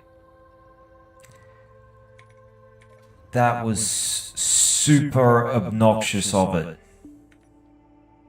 That's just getting deleted. Fuck it. Dear.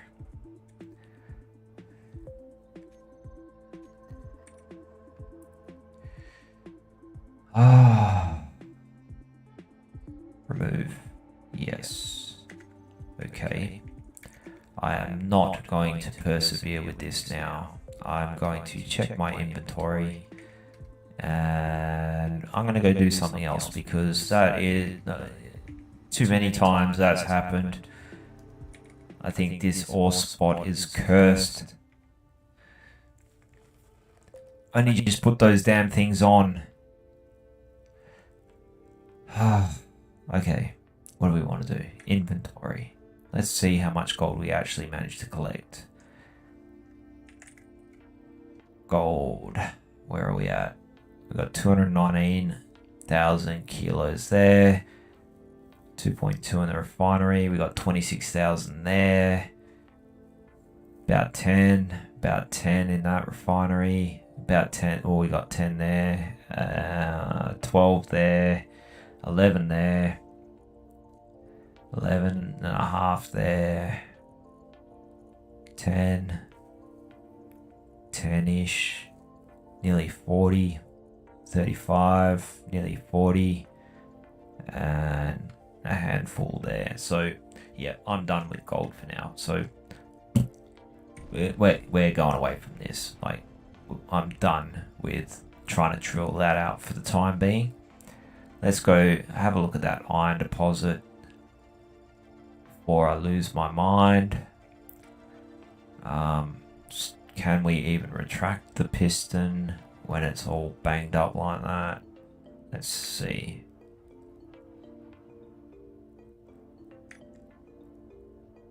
That's the ore dump switch, which we'll leave on. Yes, we can retract the piston. So where did we see that iron? Was it that one? Nope.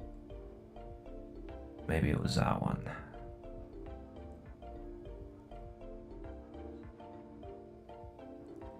I don't know. It could have been either. Let's have a look at third person view. Could have been up there. Let's have a look up there.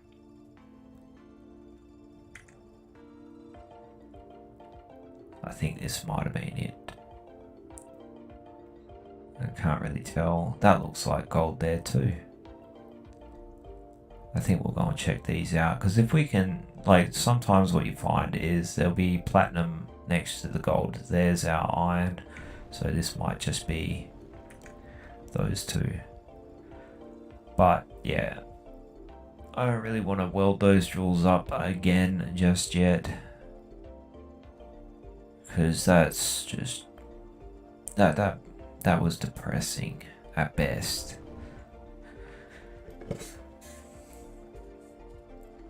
But that being said, if we can pick up a good chunk of iron right now, I think it's because we're really heavy.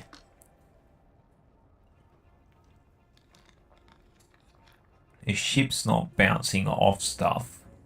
It's just smashing whatever is going to give first, which is, unfortunately, our drills. And everything every weak point attached to it. So, and that's just because we are really massive. Well, not extremely massive, but relatively massive. Especially considering that 5 drills is nowhere near as massive as the rest of the damn ship.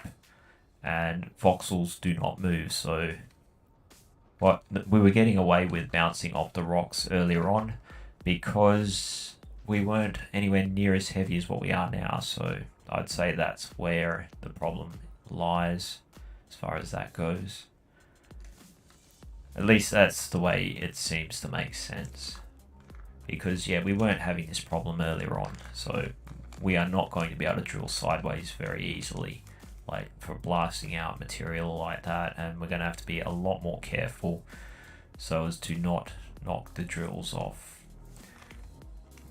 And, you know, we're not strapped for resources or anything. We can always make more drills, but the thing that we don't want to do is just I don't want to spend the whole bloody stream getting annoyed by the fact that I've done something dopey and knocked me drills off again. And I'm sure that, like, if anybody does end up watching this, they're not going to sit here and want to continually watch me weld drills up. But yeah, something else to take into note there is that we are running a little, like, we're down to 19% for our fuel.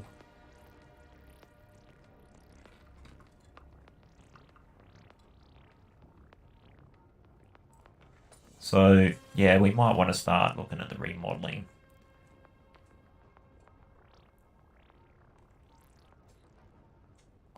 And spend a little bit of time doing that. But yeah, we'll probably am gonna go and put the drills on anyway, just to pick up some of that iron ore. So that way we've got it there if we want to. There's quite a few there. And it did look like there was some gold over here. But I might be mistaken. I thought I saw some. Yeah, I think I was wrong. Which, it's not an uncommon thing. But yeah, we'll pick up this iron. Then we've got all of our basic stuff. The other thing that we're going to want is platinum. We need to watch out for that annoying little rock there. Oh, yep, no, we do have, that looks like gold. Yep. That looks like it's going to be a much easier deposit than the other one that we were fighting with before. But we want to make sure that we don't hit those small stones there. We'll pick up the iron first.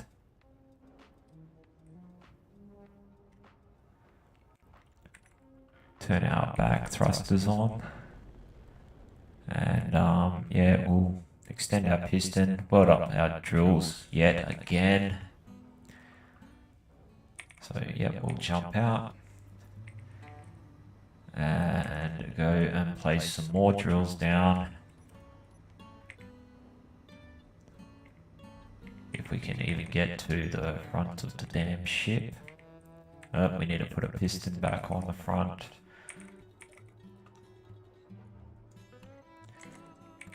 Now we can put our drills on.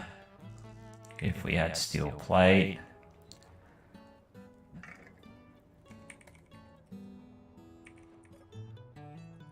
And what's the bet that I end up knocking these ones off too?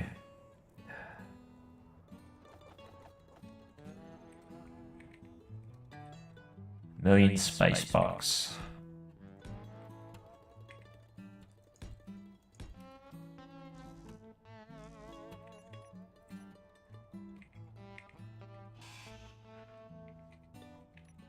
I never know.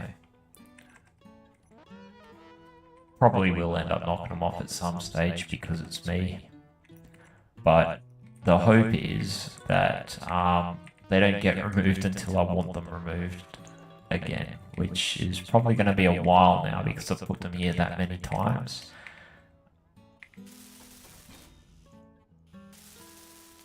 I'm sort of invested in not wanting to move them anymore at the moment.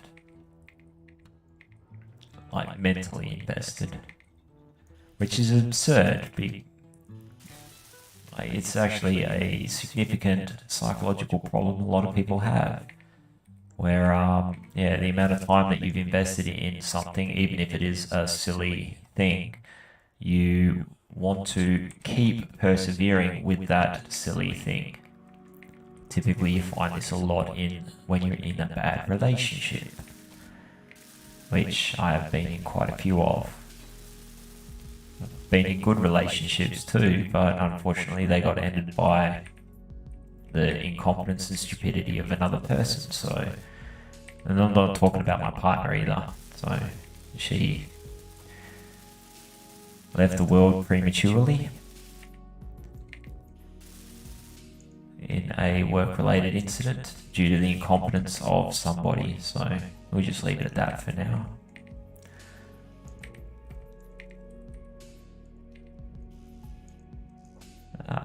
Grab that.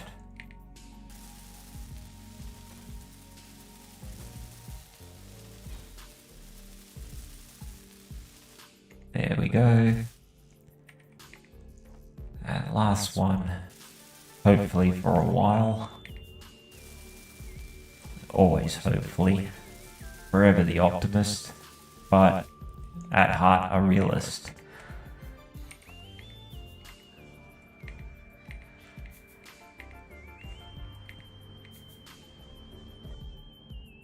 Okay, go over to the camera and gently creep in, go up a little, get a better angle, and away we go, drilling again. Okay, make sure we keep an eye on the speed this time so we don't annihilate our drills. Try to give it every chance for success for at least a few good passes.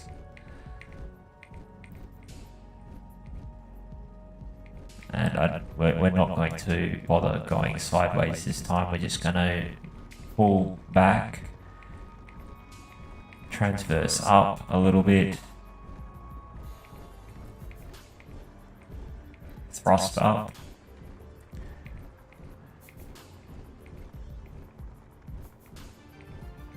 going in as gently as possible, but still trying to do it in a reasonable amount of time.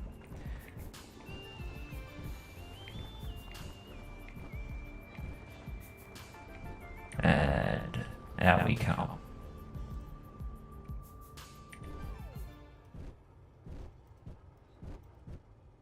There we go. In again. Take out a good chunk of this iron. Then we'll go over and we'll hit up that other gold spot that we saw.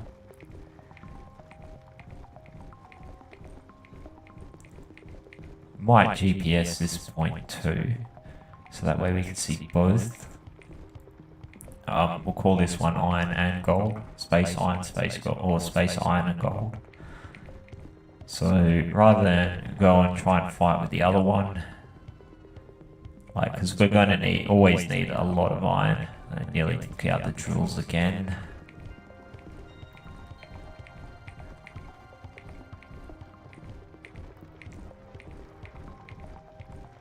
Yeah, I think we're going to have to stick on a bunch more motors because it looks like we are using a lot of power.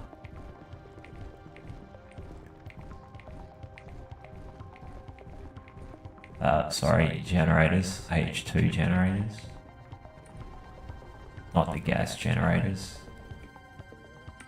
Although we probably will stick a bunch of those on too. And go for another plunge.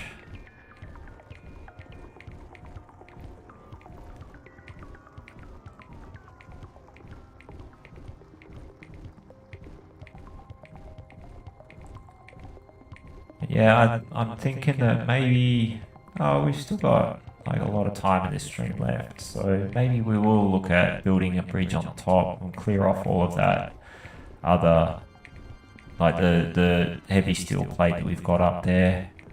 Look at switching those motors over once we've picked up a bit more gold. We're almost at 10 million kilos.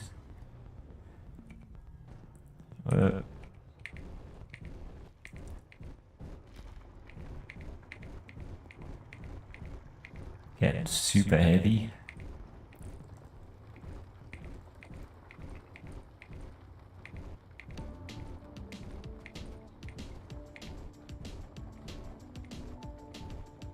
A guy in my faction on the other server built a ship that is nearly this heavy, empty, and designed it so that it could fly in an atmosphere as well, like fly down to the Earth.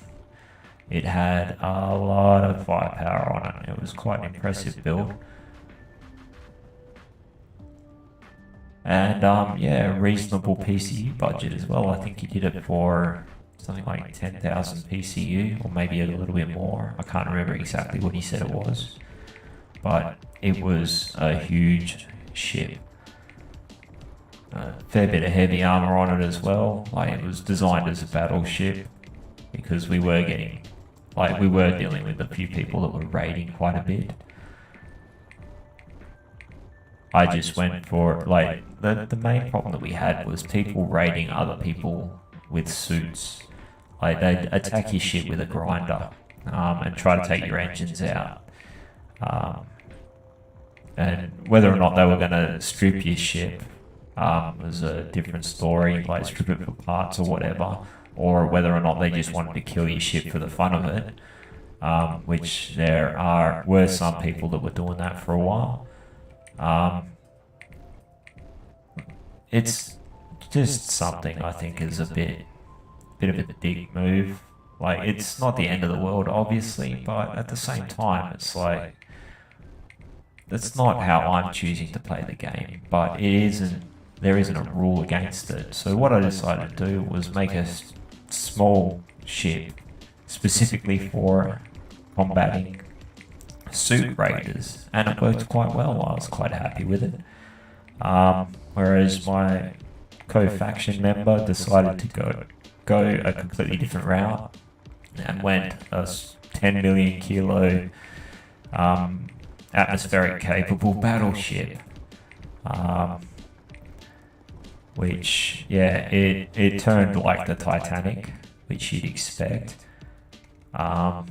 It was, yeah, he's not able to get something small on target, but if he did manage to get you on target, you were not going to be there after. If you got hit once, you were a goner straight up. Anyway, we're going to add another GPS marker, even though that we've already added one fairly close to here. We will still, because this is a better spot.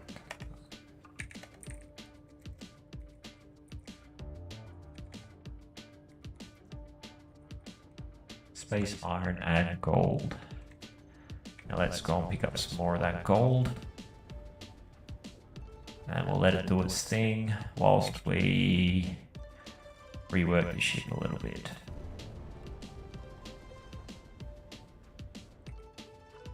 Is that another deposit over there? No, that's just an odd looking crater, I think. So that might have been platinum for a second. That would have been a score and a half. Well, actually, that would have been like a double score, because it's like the two things that we really want at the moment. It's gold and platinum.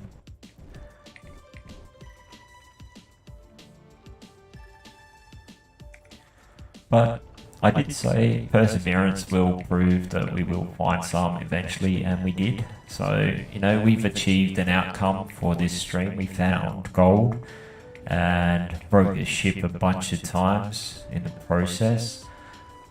That wasn't an objective, still an outcome though.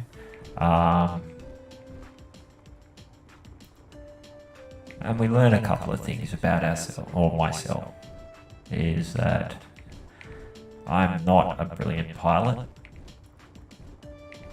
And I built a very weak ship, which likes to fall apart at the slightest nudge in the wrong direction. I think we've gone all the way through. Yes, it looks like we have. And we're still throwing out the stones, so we're just going to take this bit here as well, because we can.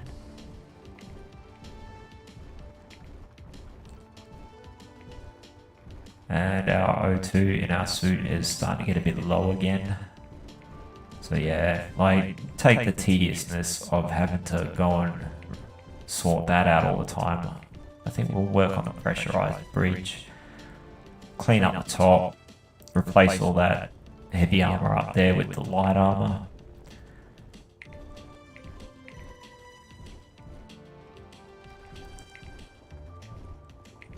Like, maybe even use some interior walls, like for the flooring and stuff like that, because it is a bit lighter.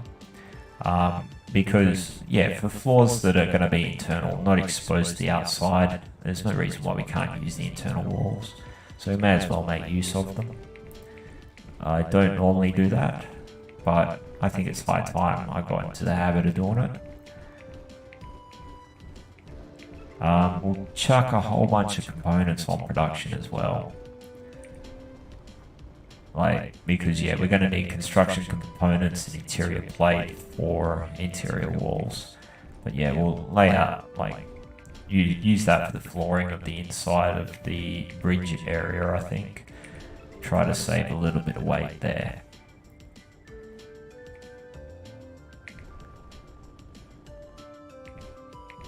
So yeah, we're up to 11 million kilos.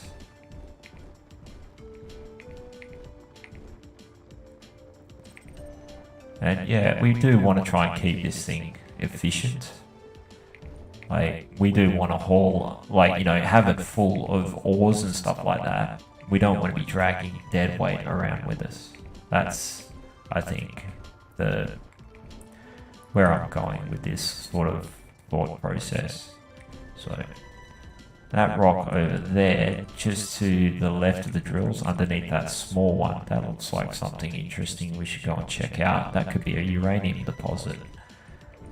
I doubt it, but you never know. Wouldn't hurt to go and have a look. So yeah, we'll just pick up the rest of this gold. We'll go scout that out.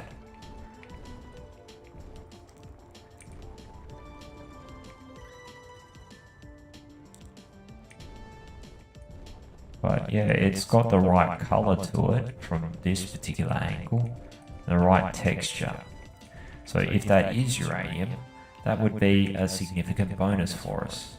Like, yeah, granted, we're not going to be able to use it yet, but like I said before, we can start processing it now, so when we can use it, we have good stockpile built up. It's just that little dark spot right there. Now, was that the one I was talking about? Oh, we've got an iron deposit over there, but let's just go have a quick look. We've got another iron deposit down there. We've got more gold. That looks like it could be something too. Let's try not to go too fast in. No, that's nothing significant. That's just a light stone.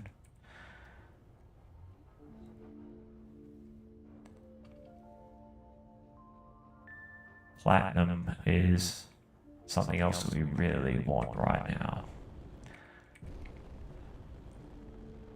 Or that's the next thing on the list of things that we really would prefer to have. So yeah, we're going to be a while processing this gold. Like, we got quite a lot, which is good.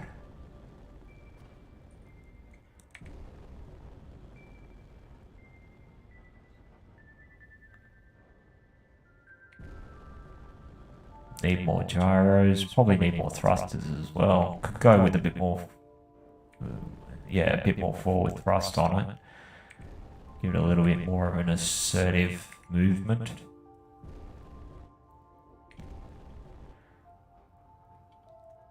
But yeah, we'll just quickly check these rocks out, and then maybe just start flying towards the Earth-like world again. I'm going to quickly refill my O2. Yeah, there we go. Because, yeah, you never know, there might be platinum or uranium on either one of these rocks. If there is, we want to hang around. If there's not, we don't really need to hang around. We picked up a lot of material. So yeah, we could just start coasting towards the Earth-like world. They look like they could be something. But it could be just artifacts. We got more gold.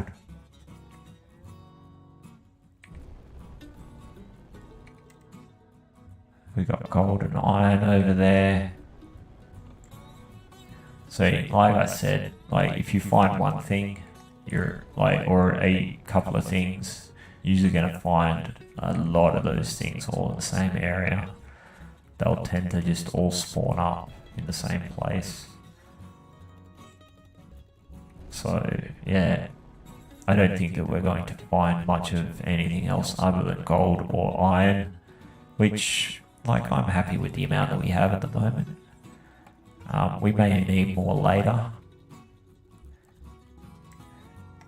but at the moment I think we're good. Is that anything interesting there? No, don't think so. I think that that rock over there, just to the starboard side, might have been the one that I was looking at before that looked like it had an interesting appearance.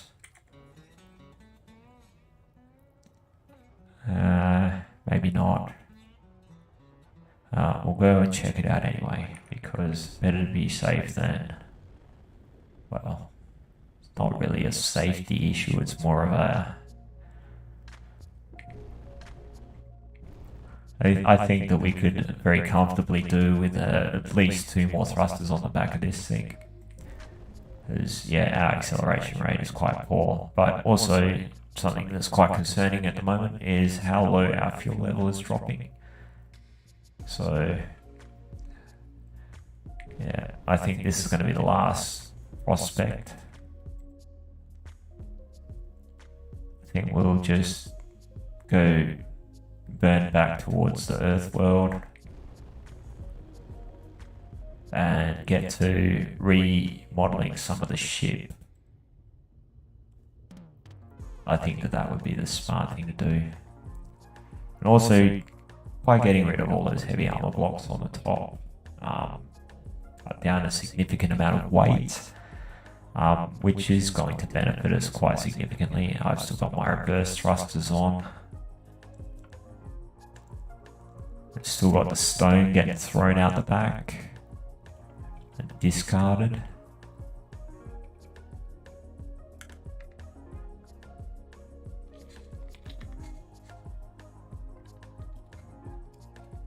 And we're out of stone to dump, so we'll turn off that.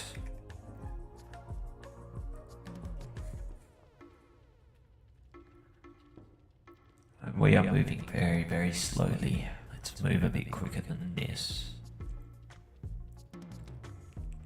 Maybe even after we have a quick look at this odd looking, like if we have a look right where my crosshair is, that's what uranium tends to look like from a distance. But if we have a look in the camera, it doesn't look like anything interesting. So yeah, I think that we'll just turn and burn over to the Earth-like world. We'll check out this rock on the way, because it's sort of in the direction we want to go. Where's the Earth-like world? Oh, it's up there, but it's sort of this way. It's not a huge course change. So we'll just crank up the speed a bit. We'll have a quick glance as we go past. What we might do as well is put a turret on with a camera attached to it, so we can swivel around and look without changing the direction of the ship. We use a turret controller with a piston and a hinge, so that way we can have a good look around at other things. Like we will have like only a 180 degree hemisphere of where we can look at, but it's still a lot better than having to turn the entire ship. So we'll check to see that we still got a good amount of ice on board. Like hopefully we do. If we've got a reasonable amount there. We've got all our O2H2 gens have got ice in them, but we are burning through the ice quite quickly. Oh, we got a good chunk there as well. So we are really starting to fill up on all the other stuff. But yeah, that's about half a container's worth of ice there. So we probably need to be mindful that we're going to need some more sooner rather than later. What planet is that directly in front of us? I think that's the Earth-like world. No, that's the icy one with the atmosphere. I think Europa in the game.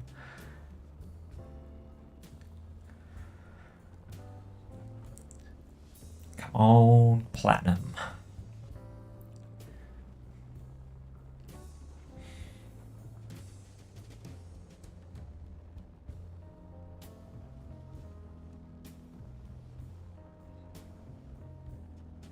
How many people are on? It's just me and one other person. This is a very quiet server in comparison to the other one. The other keen server in Australia is almost always chockers. It was quiet when I first started playing on it, and then there was a lot of interesting things happen with PvP stuff go on. There was a lot of ribbing and a whole bunch of people bought the game. I think it came up on special in Steam. And all of a sudden there's all these new people. What's that? That's iron. So I think it was just coincidental that I get on the server and then all of a sudden the server fills up every time to the point where it is very difficult to play. I accidentally start a faction helping new people out, and then 10 out of 16 players on the server were in the faction at one point. But yeah, everybody seems to have dropped off for a little while. So I think it's one of those things where some people just come and go, which is perfectly fine. There's a lot of people that are extremely good at the game. Like I got a lot of good advice from a couple of players on that server, especially in regards to how to run a faction, which I'd never done before. I actually wasn't intending to do that, but it was the inspiration for this particular stream, like how to start from scratch, especially running the risk of people destroying your base frequently, because there was a lot of that going on. You got brand new players that have only been playing for a few days. They jump on the server and they just get annihilated, which is just unfortunate because I thoroughly enjoy the game, and these people were considering going and getting their money back because there was things that they were just struggling with. And I don't think it's that hard, but I have played this game a lot, and also, but since playing it in the online server, I mostly play just solo before. Since playing online, there's a lot of other things that I've learned, especially about the way other people play the game. Having to deal with people with malicious intentions can be quite difficult, and that's why I always emphasize being cautious about being in proximity to other players or the security of your vessel and so on. If you are not able to fight, you don't want to put yourself in a position where you may need to. What have we got over there? We've got more iron. So yeah, looks like we're not going to find anything a little more exotic rather than iron. We're right for iron at the moment.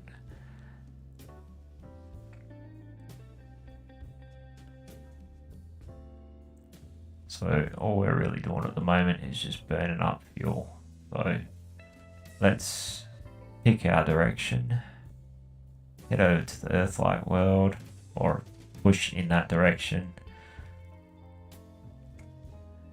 And yeah, we'll let our fuel replenish itself a little bit. So yeah, that's the direction we want to go. Well, we want to go to the moon. We don't really want to go down to the Earth-like world. It takes a long time to get in and out of the gravity well. I mean, we may go down. We will go down and have a look, but that is not the destination that we really want. Realistically, we want to go to Titan. If we want to make some space bucks and get a safe zone up, which I think will make the ultimate goal, is we'll get a good base going on with a safe zone, and I'll show you how to do that. We are a fair way off of being able to do that, but we're also going to need a lot of zone chips, and Titan, I think, is probably one of the better places to go to get those.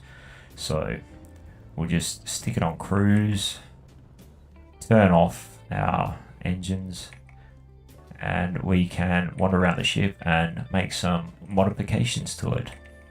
Now, first off, what we can do is we can just run around and rip up all of this steel plate. So we don't really need it. So just tear all this stuff down. And also, this will be the floor level of our bridge sort of area, our pressurized area. And we'll leave the bottom section as sort of like our engineering section. But yeah, we don't need the heavy plate up here anymore. Like, it did its job. Now we can turf it, save ourselves the weight, because even when they're unbuilt, they're still maximum weight. So that's, yeah, problematic, to say the least. But they were very good at defending us against the lightning. Which, yes, for a brief period, like, we had 4 good storms that were really kicking our ass. So yeah, we'll just clean all of this stuff up.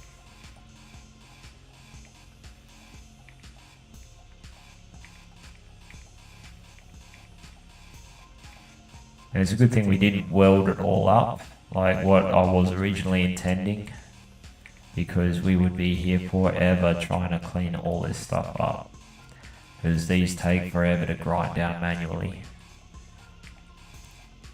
And believe it or not, it's quicker to grind it down with a tier 3 grinder, like the elite grinder, than it is with a ship.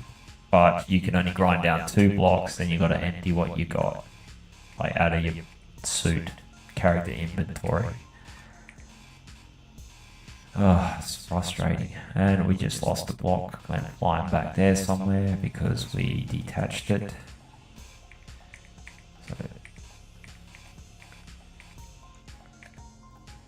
And there we go, we're all cleaned up. Now let's actually check out and see how much weight we've lost by taking all of that stuff off, because I'm curious to see.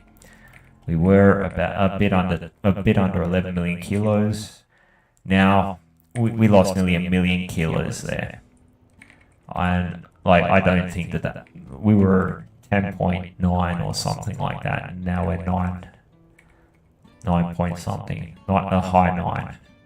So yeah, we're a lot better off. Now let's have a look at those engines, and we'll just do a comparison, size comparison of them. So go into the G menu, have a look at the thrusters. Large hydrogen thruster, we'll just swap it with that one there. And yeah, that is much lower, I think. Hang on, if I can orient it properly. Yep, that's 1 block lower like protrudes one block less. So I'll just place it down. So yeah, see, that's where the difference is that I was talking about. So I'm gonna actually, I'll just leave that one there because I think that's a better spot for it. And what I'll do is I'll grind them down and use the parts for it and just weld it straight up onto the other one. So it saves me having to put it back into the inventory. I'll weld that up. Then dump everything else that I got. Actually, don't really need to, but it doesn't matter. This is a preferred way of moving stuff. Well, the preferred way is to not move stuff, but at the same time, if you have to, move something that is really big. Yeah, you don't want to have to continually go back and get parts. The best way, though, is to be able to dump it into a very close conveyor port and just do the fast build planner clicking thing to put it all in. So just empty the rest of the inventory out so that way we can properly grind down as much stuff as we can before we have to switch tools. And bam, we're done. That's one changed over.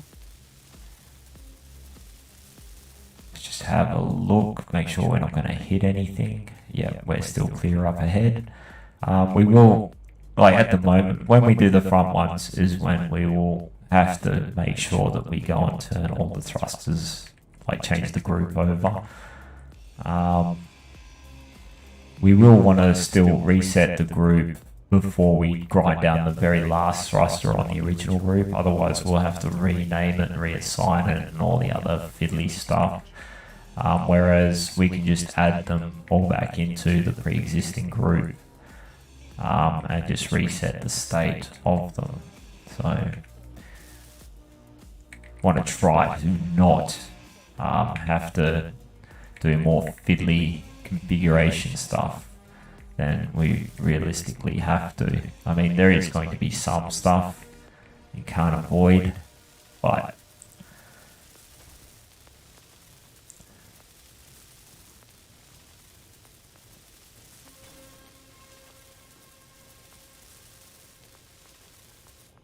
yep, there we go. There's one done. Now, where was the one we knocked off the front? So now, the other advantage of doing it this way is if we do decide we want to stop and go and check out something, we've still got all our thrusters working. So, yeah, if there, for whatever reason, we need to, I'm just going to jump in the seat briefly. For whatever reason, we need to move around, or if we choose to, we still can. Like, we haven't disabled all of our thrusters at the same time. So that's kind of a benefit of doing it this way as well. Just let the suit charge up. There, we're all good. Actually, whilst we're there, let's just add those two thrusters that we put onto into the group. They're going to be in a very different spot. Large hydrogen thrusters. We'll save them to that group and we'll turn them off so they're not idly burning fuel.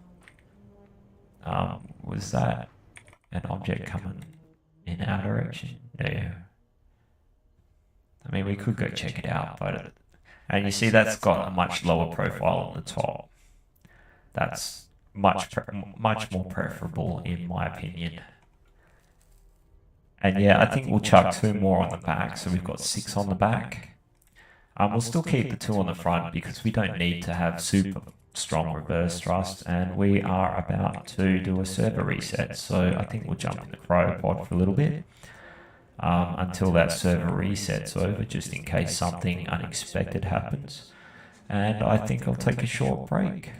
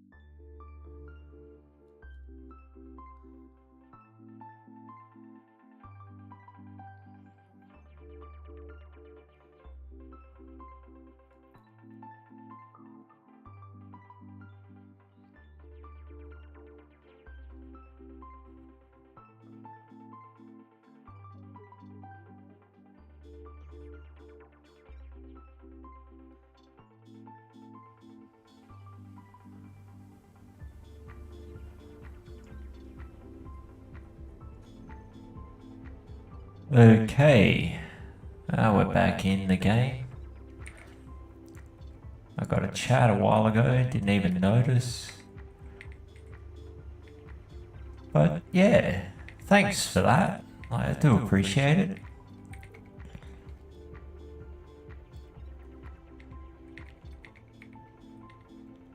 I would have absolutely no idea how to pronounce your name. But nonetheless, I do appreciate the compliment. Iron definitely is very good for acquiring materials fast. So anyway, just having a quick look, making sure that we're not going to run into anything that we don't, anything unexpected. That's something quite problematic. We'll just check our ice again, being a little bit paranoid about it, but at the same time, with good reason. We are burning through it quite fast, so we may want to have a good look around for some ice. But we're not at the critical pucker moment for it yet.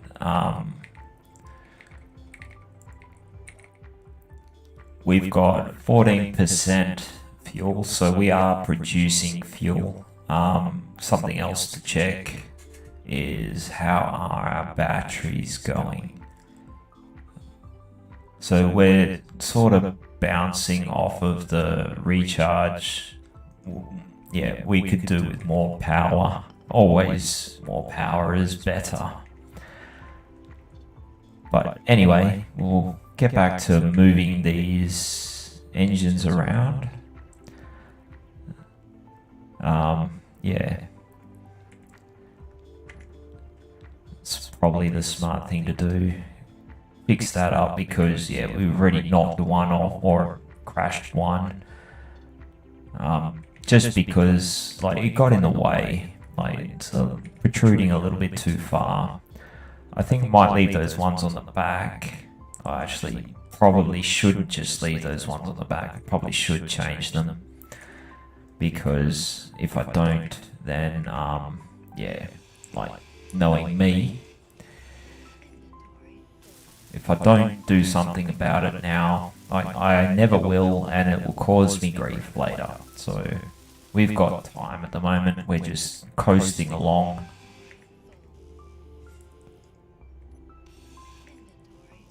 So yeah, move this stuff over.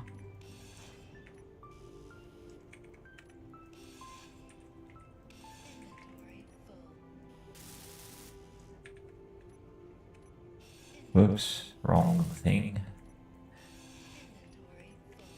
Whoop.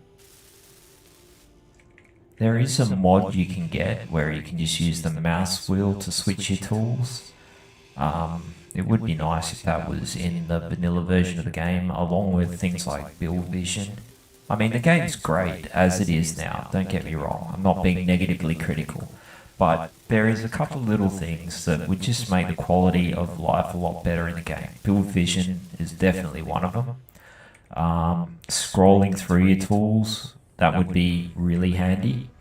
But at the same time, you know, the game is what the game is. So, like, I'm not going to... I couldn't make this game myself. So... You know, I always like to look at things with the mindset of, if I can't do a better job, I'm not going to complain. So that's not a complaint by any stretch of the imagination. That's just those mods do work really well. If I could have made those mods, I would have been proud of them because they do a great job at making the game a lot more functional in the play. Another one would be the paint gun mod. Oops, I don't want to grind that down, I want to weld that one up. But yeah, the paint gun mod is a great tool for spraying the ship, and it gives you another use for the gravel. It does enhance the gameplay significantly, in my opinion. So, I don't want to do, like, you know, suggest that mods should be standard on the game, that drastically change the gameplay style, but anything that enhances the game, that it would make a significant quality of life improvement to the playability of the game, that's not the one I want. Then I think that that's a fair call to say, that would be a reasonable thing to put as being standard in the game. I want to swap those ones out as well, so whilst we're not too far away from them. So grind it down, weld it up, grind some more, weld some more. I mean, there's a lot of features of the game which I think are, like, they've already added a lot of stuff to the game, which I think is brilliant. Like the Most Wanted update to the game has made it a lot easier to place half-size blocks and all sorts of stuff like that, and get a lot more dynamic shapes rather than have everything be all brick-like and whatnot. And I think that they have been great improvements to the game. Like just those DLC packs, I suppose you would call them. Like, they are DLCs, even though they're free. They have definitely improved the creative potential of the game as far as how you can make your ship look with block placement and stuff like that, and the windows and all sorts of stuff like that. Like, all of those features, they're quite nice. And it would be nice if a couple of other things were made standard. So, like, if you were running a vanilla server or something like that, then you'd still have the option of using build vision, for example. I mean, you can go and start your own server up, but it is a lot of work. And, like, I do appreciate the Keen server that, like, I'm playing on at the moment. It's free to play on, so I can't knock them for that. And I think I just lost a whole bunch of parts, not paying enough attention to what I'm doing, and also my power was running a little bit low, but that's alright. It was probably mostly steel plate that went flying off into our exhaust plume back there. Actually, I don't think our engines are running, but trying to sound a little bit more dramatic. Okay, now let's try to find our way back to our survival kit. Charge up our suit a little bit more.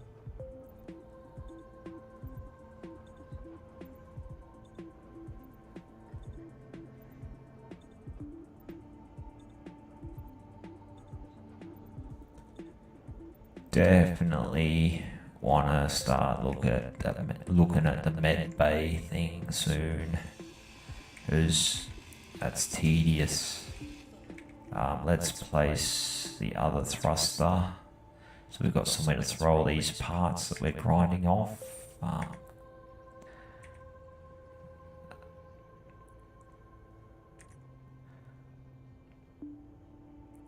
So we wanted there.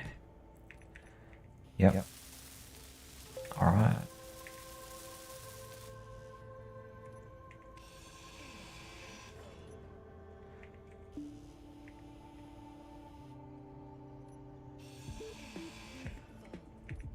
Something else I do appreciate as far as the DLC goes is the DLC doesn't add features. You don't have to pay to improve your gameplay.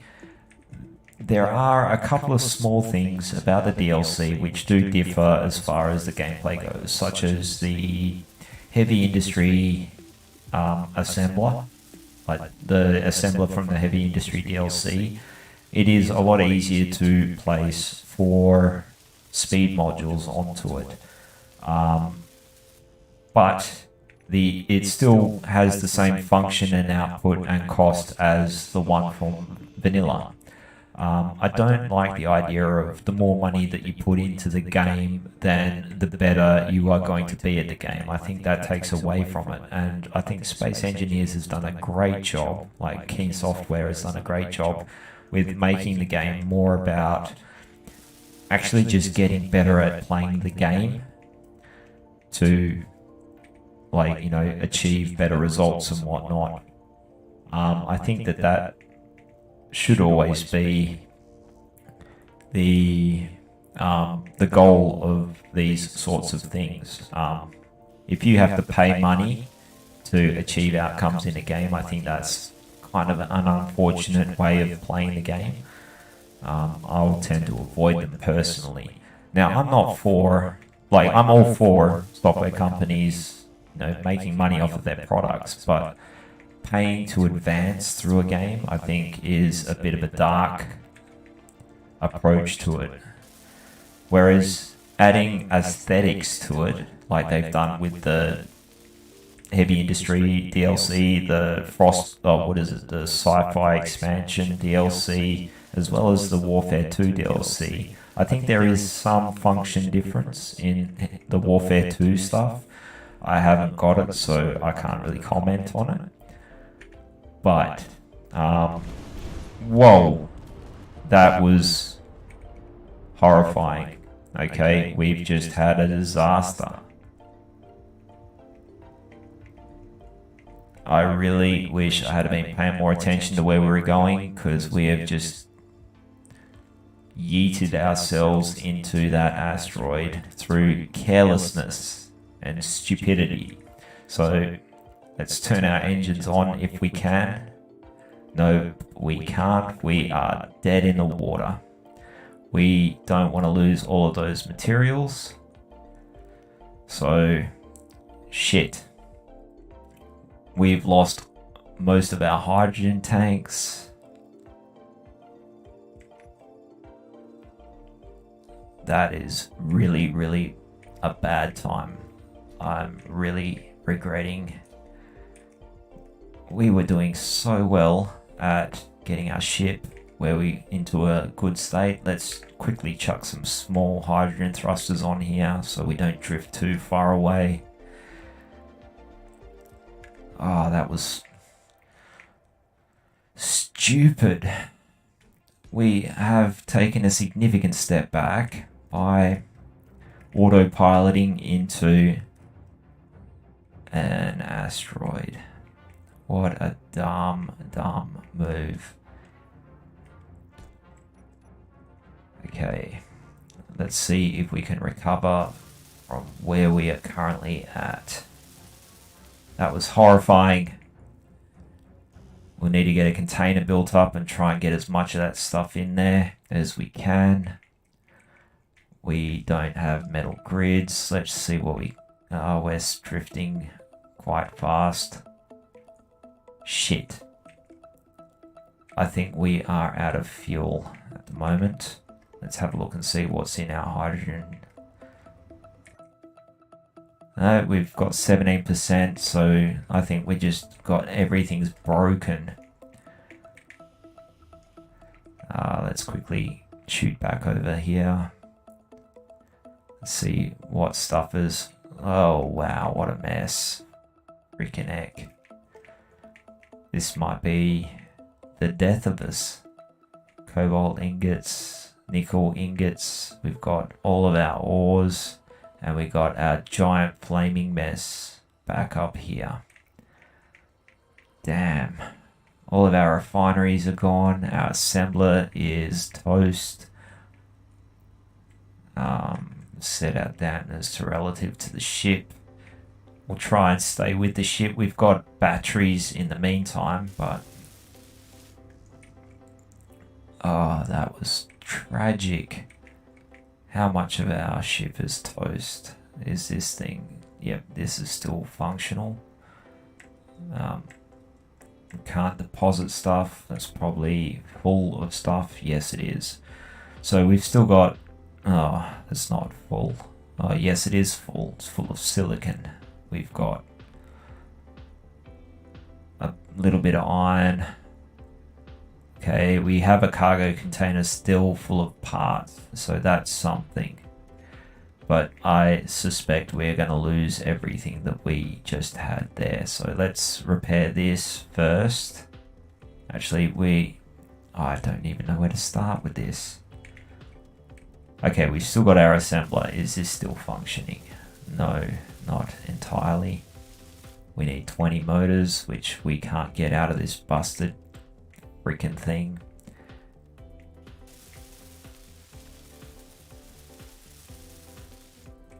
What about our small assembler? What do we get jammed up on? Damn it. Well, this is what happens when you don't pay enough attention to what you're doing. Okay, so we can get into here. We can put on production some motors maybe. Can we put on... Let's have a look at the control panel. Is that... Yep, that's turned on. What can we do about this? Okay, we're really in struggle town, annoyingly.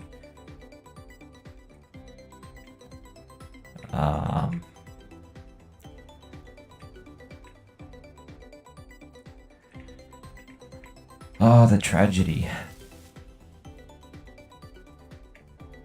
We can't do anything with this yet.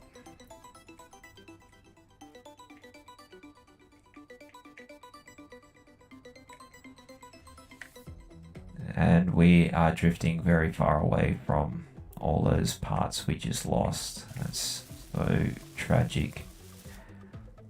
We need a display. Let's see if we can stick anything on production. Or if we've got any materials that we can get to. We want iron. Can we get that out? Oh, we've got iron being produced in our small refinery. Hopefully that's still connected. What a tragedy. No, go to the back of the ship. Yeah, we'll get those small thrusters up and going.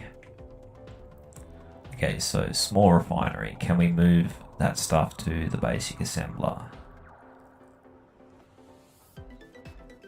It's full. So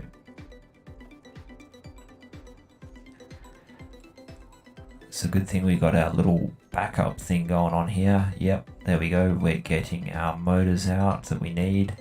Can we drop the excess stuff that we have in here? Can we drop it? Yes, we can drop that in there.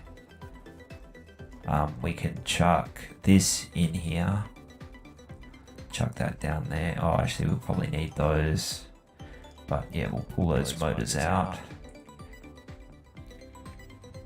We'll get our assembler running again first. We need metal grids. Can we make those over here? So production, basic assembler, metal grids. Yes, we can. And we have everything we need for them. Let's just go for build planner. So we'll get rid of all this crap. And we'll just chuck everything on the production queue. 4 components could not be put on production. What were they?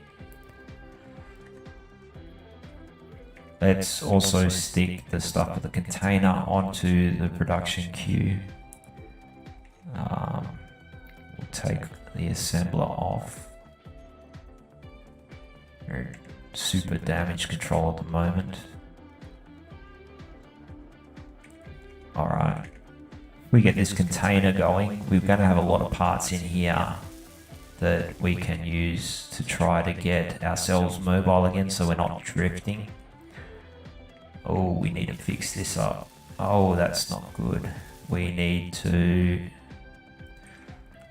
get medical components. If we don't get that fixed up, like, it's a good thing we didn't die. But yeah, we have no oxygen supply right now either, so Yeah, that's bad news for us. We need steel plate. I think this might be game over. So yeah, this is fast looking like how to really ruin your game. Is don't pay attention to what you're doing and just bin it into, actually we want that there. We want the nickel in there. We don't need all that cobalt in there. We do want to process that, the scrap. Yeah, damn it.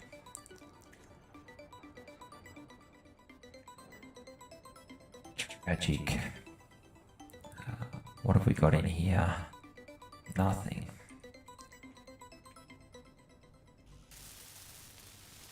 Small steel tubes, we need those. So, production, small steel tubes. So just crank out a bunch of those. We're not making anything at the moment, annoyingly.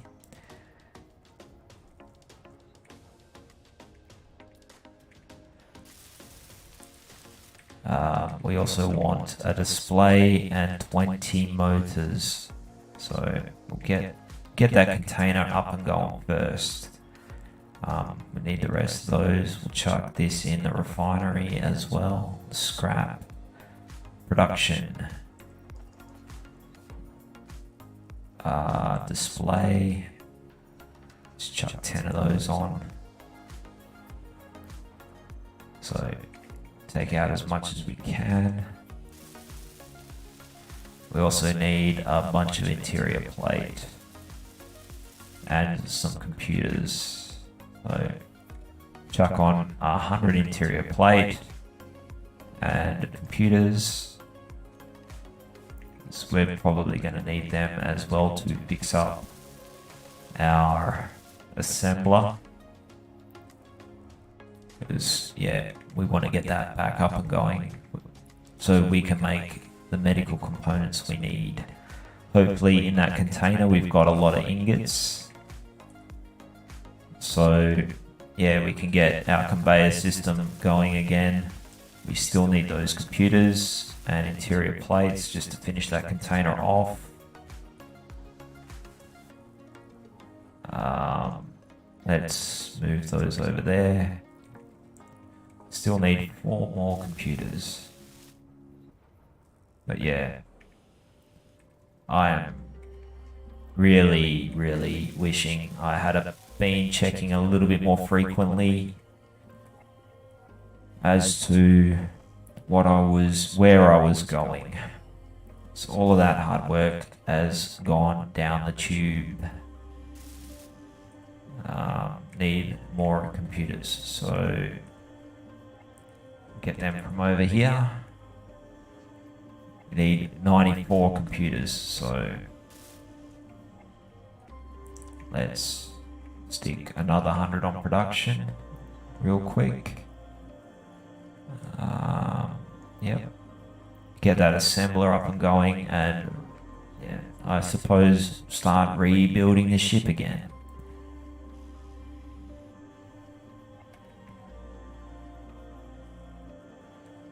It's a good thing that we kept the basic assembler there, because we would have been boned big time if it wasn't for that. So, like, at the moment I'm still very highly stressed because we need to make sure that we can get our we might have an oxygen tank, in fact. So that will, yes we do. So small mercies there, and we'll grab our hydrogen bottle as well. Okay, we're not going to die now. Hopefully. Okay, we want... do we have anything in there? Yes, we do. Excellent. Okay, now we've got all that stuff going again. We've got that connected up. Now let's fix up our survival kit. So we'll go into the production here. If it will actually let us go to it without lagging out. All components put to production. Can we get in our seat? Yes. Alright, charge up our suit. Now we're still on the clock. We're nowhere near out of the woods. We need to get that survival kit up. And then we need to look at perhaps trying to fly back over to our stuff and see if we can pick up as much stuff as we can. Yeah, I don't like being dead in the water. Probably, like, we are drifting at 3 meters per second away from it. But yeah, the survival kit is definitely a priority item. So yeah, we've hopefully got all the components for it. Yes. So that's good news. We have our respawn point back up. What would be next to look at? Our hydrogen tank. Let's fix that up. And we will quickly zip up all of these engines. Chuck all, we'll see if we've got the parts for it. We've got a lot of parts. So yeah, if we can move back and try to recover as much of that stuff that we broke off as we can, we're going to be a lot better off for it. Like, obviously, try to recover as much of the broken stuff that we can. We just get light thrust in every direction to start with, like, but I'm not super optimistic as to whether or not we're going to be able to recover that much. It might despawn before we can get back there, but yeah, like, we'll do our best to recover what we can, if we can, and we are going to be stuck at that asteroid for a little while, rebuilding from my stupidity here. Okay, we've got that one.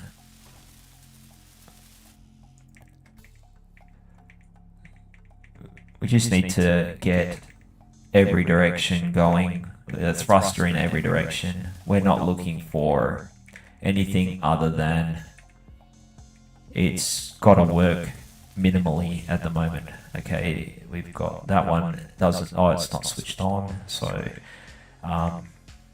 can we turn them on? Let's give that a crack. See if we can fire them up, because I think we yeah, that side's not completely annihilated. So let's see if they'll turn on, and then we'll have a look at fault finding. Yes, okay, we can stop. So let's go back to the impact point. We'll build a cargo container and just quickly scoop up as much stuff as we can. Do we have, you know, we have a very slow reverse thruster. We don't want to go super fast at it.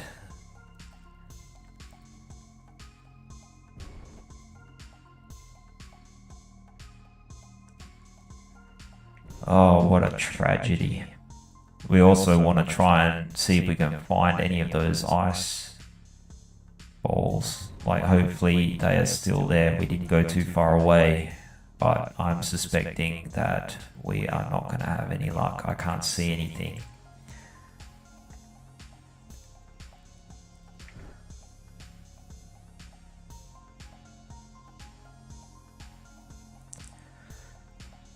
Oh, what a tragedy. That's an enormous step backwards.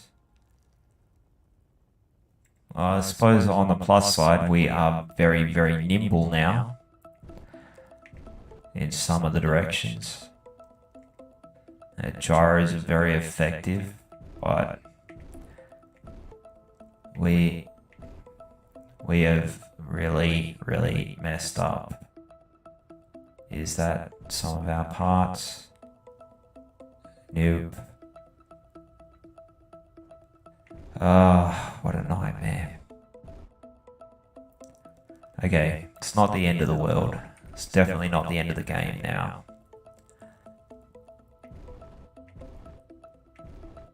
Like, yeah, we're not in a good position, but things could be a damn sight worse. We've got some stuff here we can work with. We've got a lot of repairs to make. We are a flaming mess right now. But we didn't die. Let's survival kit our health all the way back up. We'll put a cryopod down. This is going to be a big rebuilding job. So all of those things that we were looking forward to, not having to use stone, we're going to probably have to go back to using stone.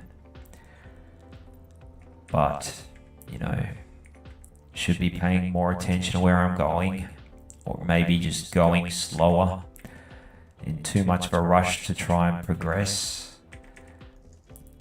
I need interior plate for that. Of course, we need interior plate. And we have some. So we have a lot of stuff here. So what have we got? Cobalt. We got silver, so we can make our med bay. We've got plenty of iron, plenty of silicon.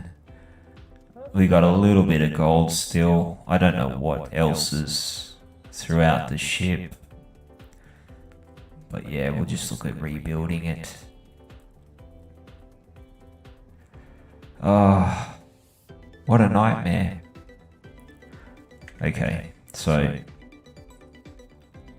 we're fine. Okay, chuck them into our production. Next thing we'll do is we'll fix up our hydrogen engines.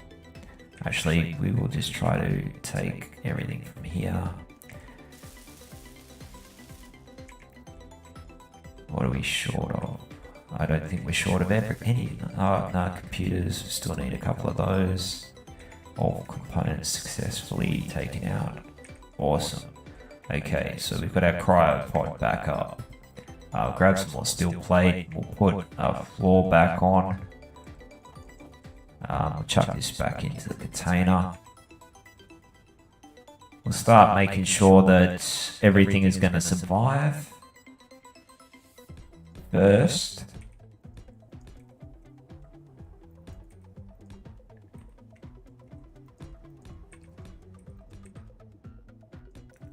last time I had a ship this big go into an asteroid or something like that, it was not my fault. It lagged into the asteroid. This time, 100% my fault. I'm quite willing to accept responsibility for my own stupidity here. Doesn't make it any less painful, but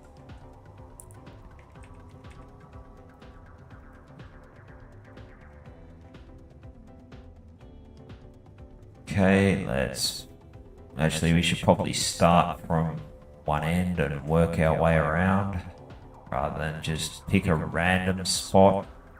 Let's start with this one. This one looks like an outright mess.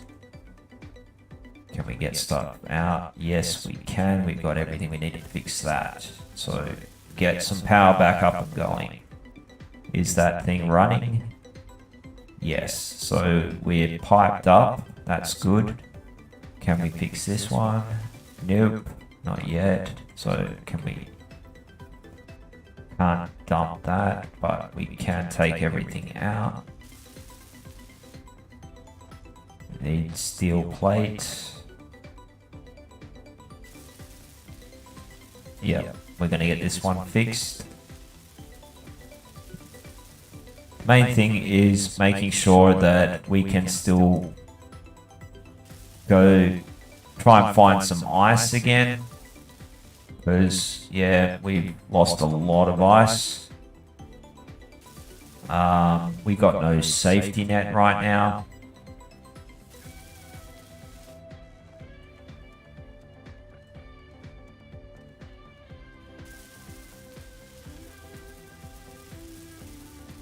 the main thing that we don't want to end up doing is losing the whole build.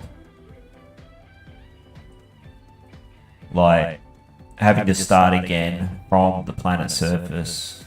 We can recover from where we are at the moment, provided we don't run out of power. We may have to put solar panels on as a contingency, but we will end up not being able to move anywhere if we don't do something about finding ice, because we won't have any hydrogen to travel around with. So I think maybe taking off the big engines, going back to small ones and being very economical with the burns. We will find ice eventually, but we just have to make sure that we don't overuse our like big hydrogen thrusters basically. So those engines are only going to use what they need. So yeah, I think the first thing we really want to do is go look around for some ice. So we'll chuck an ore detector on.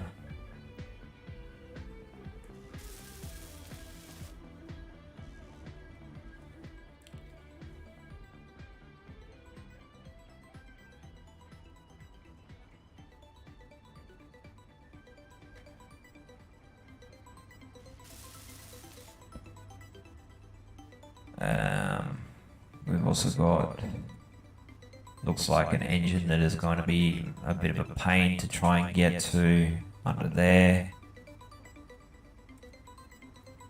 It's kind of buried. Got that one there, I think is buggered as well.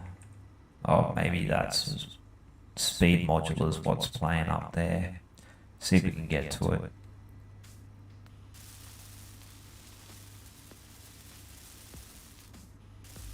Yeah, it doesn't look like it. Oh, that was the same one that we were originally struggling with. We still need 5 steel tubes. Now, why are we not making them? Let's have a look. Production. Are we out of stuff? Inventory.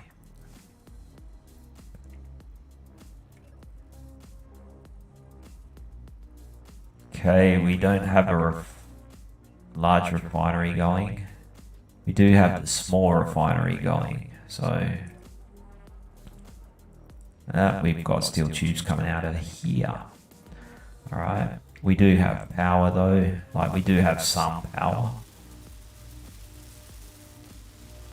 So yeah, I think next thing, chuck on a big refinery.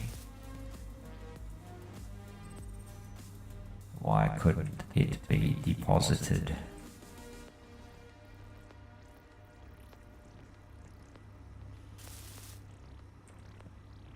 Is that not connected to anything?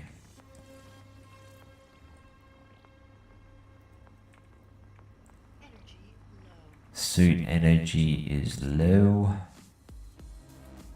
That's not brilliant. Okay, I think might take a short break and then start up another stream, because this is going to take some time to recover from. I want to try and get it done sooner rather than later, because if we leave it too long, we are going to end up running out of power and losing the grid, and we will have to start again from scratch. I don't want to do that. Like, I want to try and recover from this. Plus, it's a learning experience, like, for me. But also, like, it's a good demonstration of, okay, we've just had a major catastrophe happen. What do you do now? So this has just changed its tack something wicked. We were dead in the water briefly. We are no longer dead in the water. Thank goodness for that. thank Clang for that, or whatever the relevant day is. We don't need this here because we've got that big one over there, but we might actually strip the big ones down and just use small ones. So significantly reduce the size of the ship, or at least the size of the thrusters. Let's add all of them to a group so we can turn them on. Like, if we stay with the ship, we're not going to drift, but geez, we lost a lot of it. Oh, gosh. Okay, so all our hydrogen thrusters that we have left, we want to stick on the H2 thrusters, and we want to shut them down. Like, if we're not using them, we don't want them on. So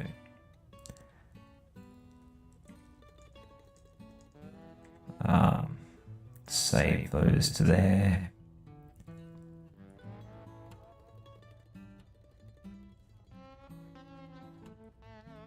Okay, so we'll toggle them off, and we'll just have a quick look around. Yep, everything looks like it's off. We do have thrust in every direction, albeit not what it was.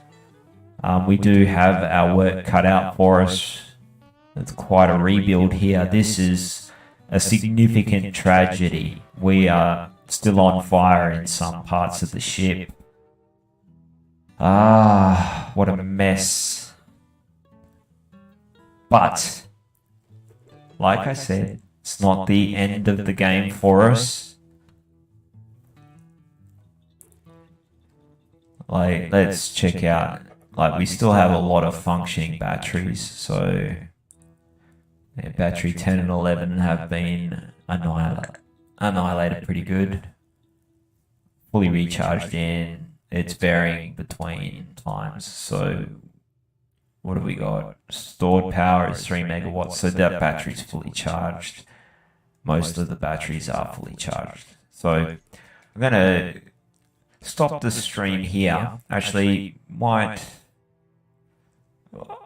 think we'll stick a landing gear on first.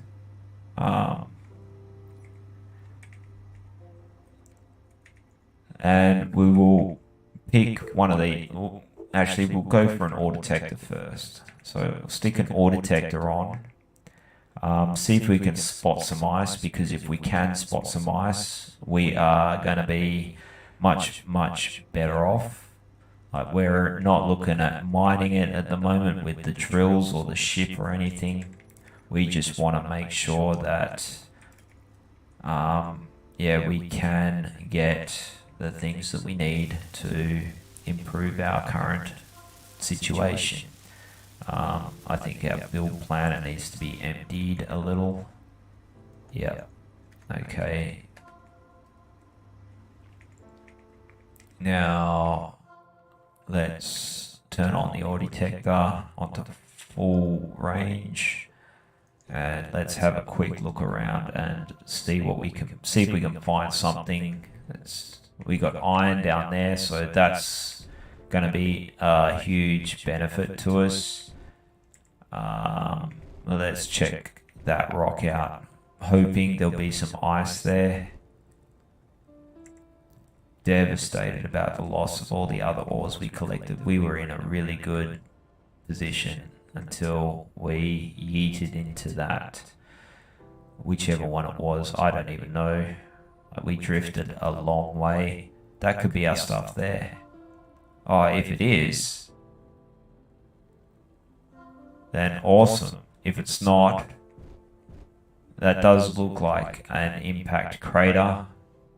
It's about the size of this ship. We have ice there. Epic. Okay, so we are in a much better position. We're going to be safe. So we'll chuck a landing gear on. We're going to park up here. I'm going to reset the stream. Start a new stream. And yeah, we'll get back into it. So there's our landing gear. We'll just chuck a landing gear on anywhere. Just need to take a short break. And yeah, have a little bit of a think about what we're going to do for the rebuild. Whether or not we want to start a whole new thing or rebuild, or yeah, I mean, there's any number of different things that we could do. Try and chuck this in the middle somewhere, so that way, yeah, it's just a little bit easier to figure out where everything is for it. Did I put that on the build planner? No, I did not. So let's go get all the bits for that. Yep. What a tragedy. I am really surprised and also very fortunate that I didn't get killed in that, like my character, because we severely damaged our survival kit. That would have been impossible to find. That would have been completely lost, and we would have respawned right from the very start. In which case, I probably would have picked a different planet to respawn from. We've already done the Pertram thing, shown that we can do it. I don't need to do it the super hard way more than once.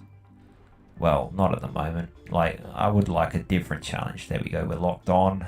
We're not going to drift away. We can turn our engines off. We'll jump in our cryo pod. And, yeah, we'll get back into it in a little bit. So, yeah, what an exciting end to this episode. It's like with half a ship now, we definitely have a lot more work to do. But in any case, yeah, hopefully see you in the next episode.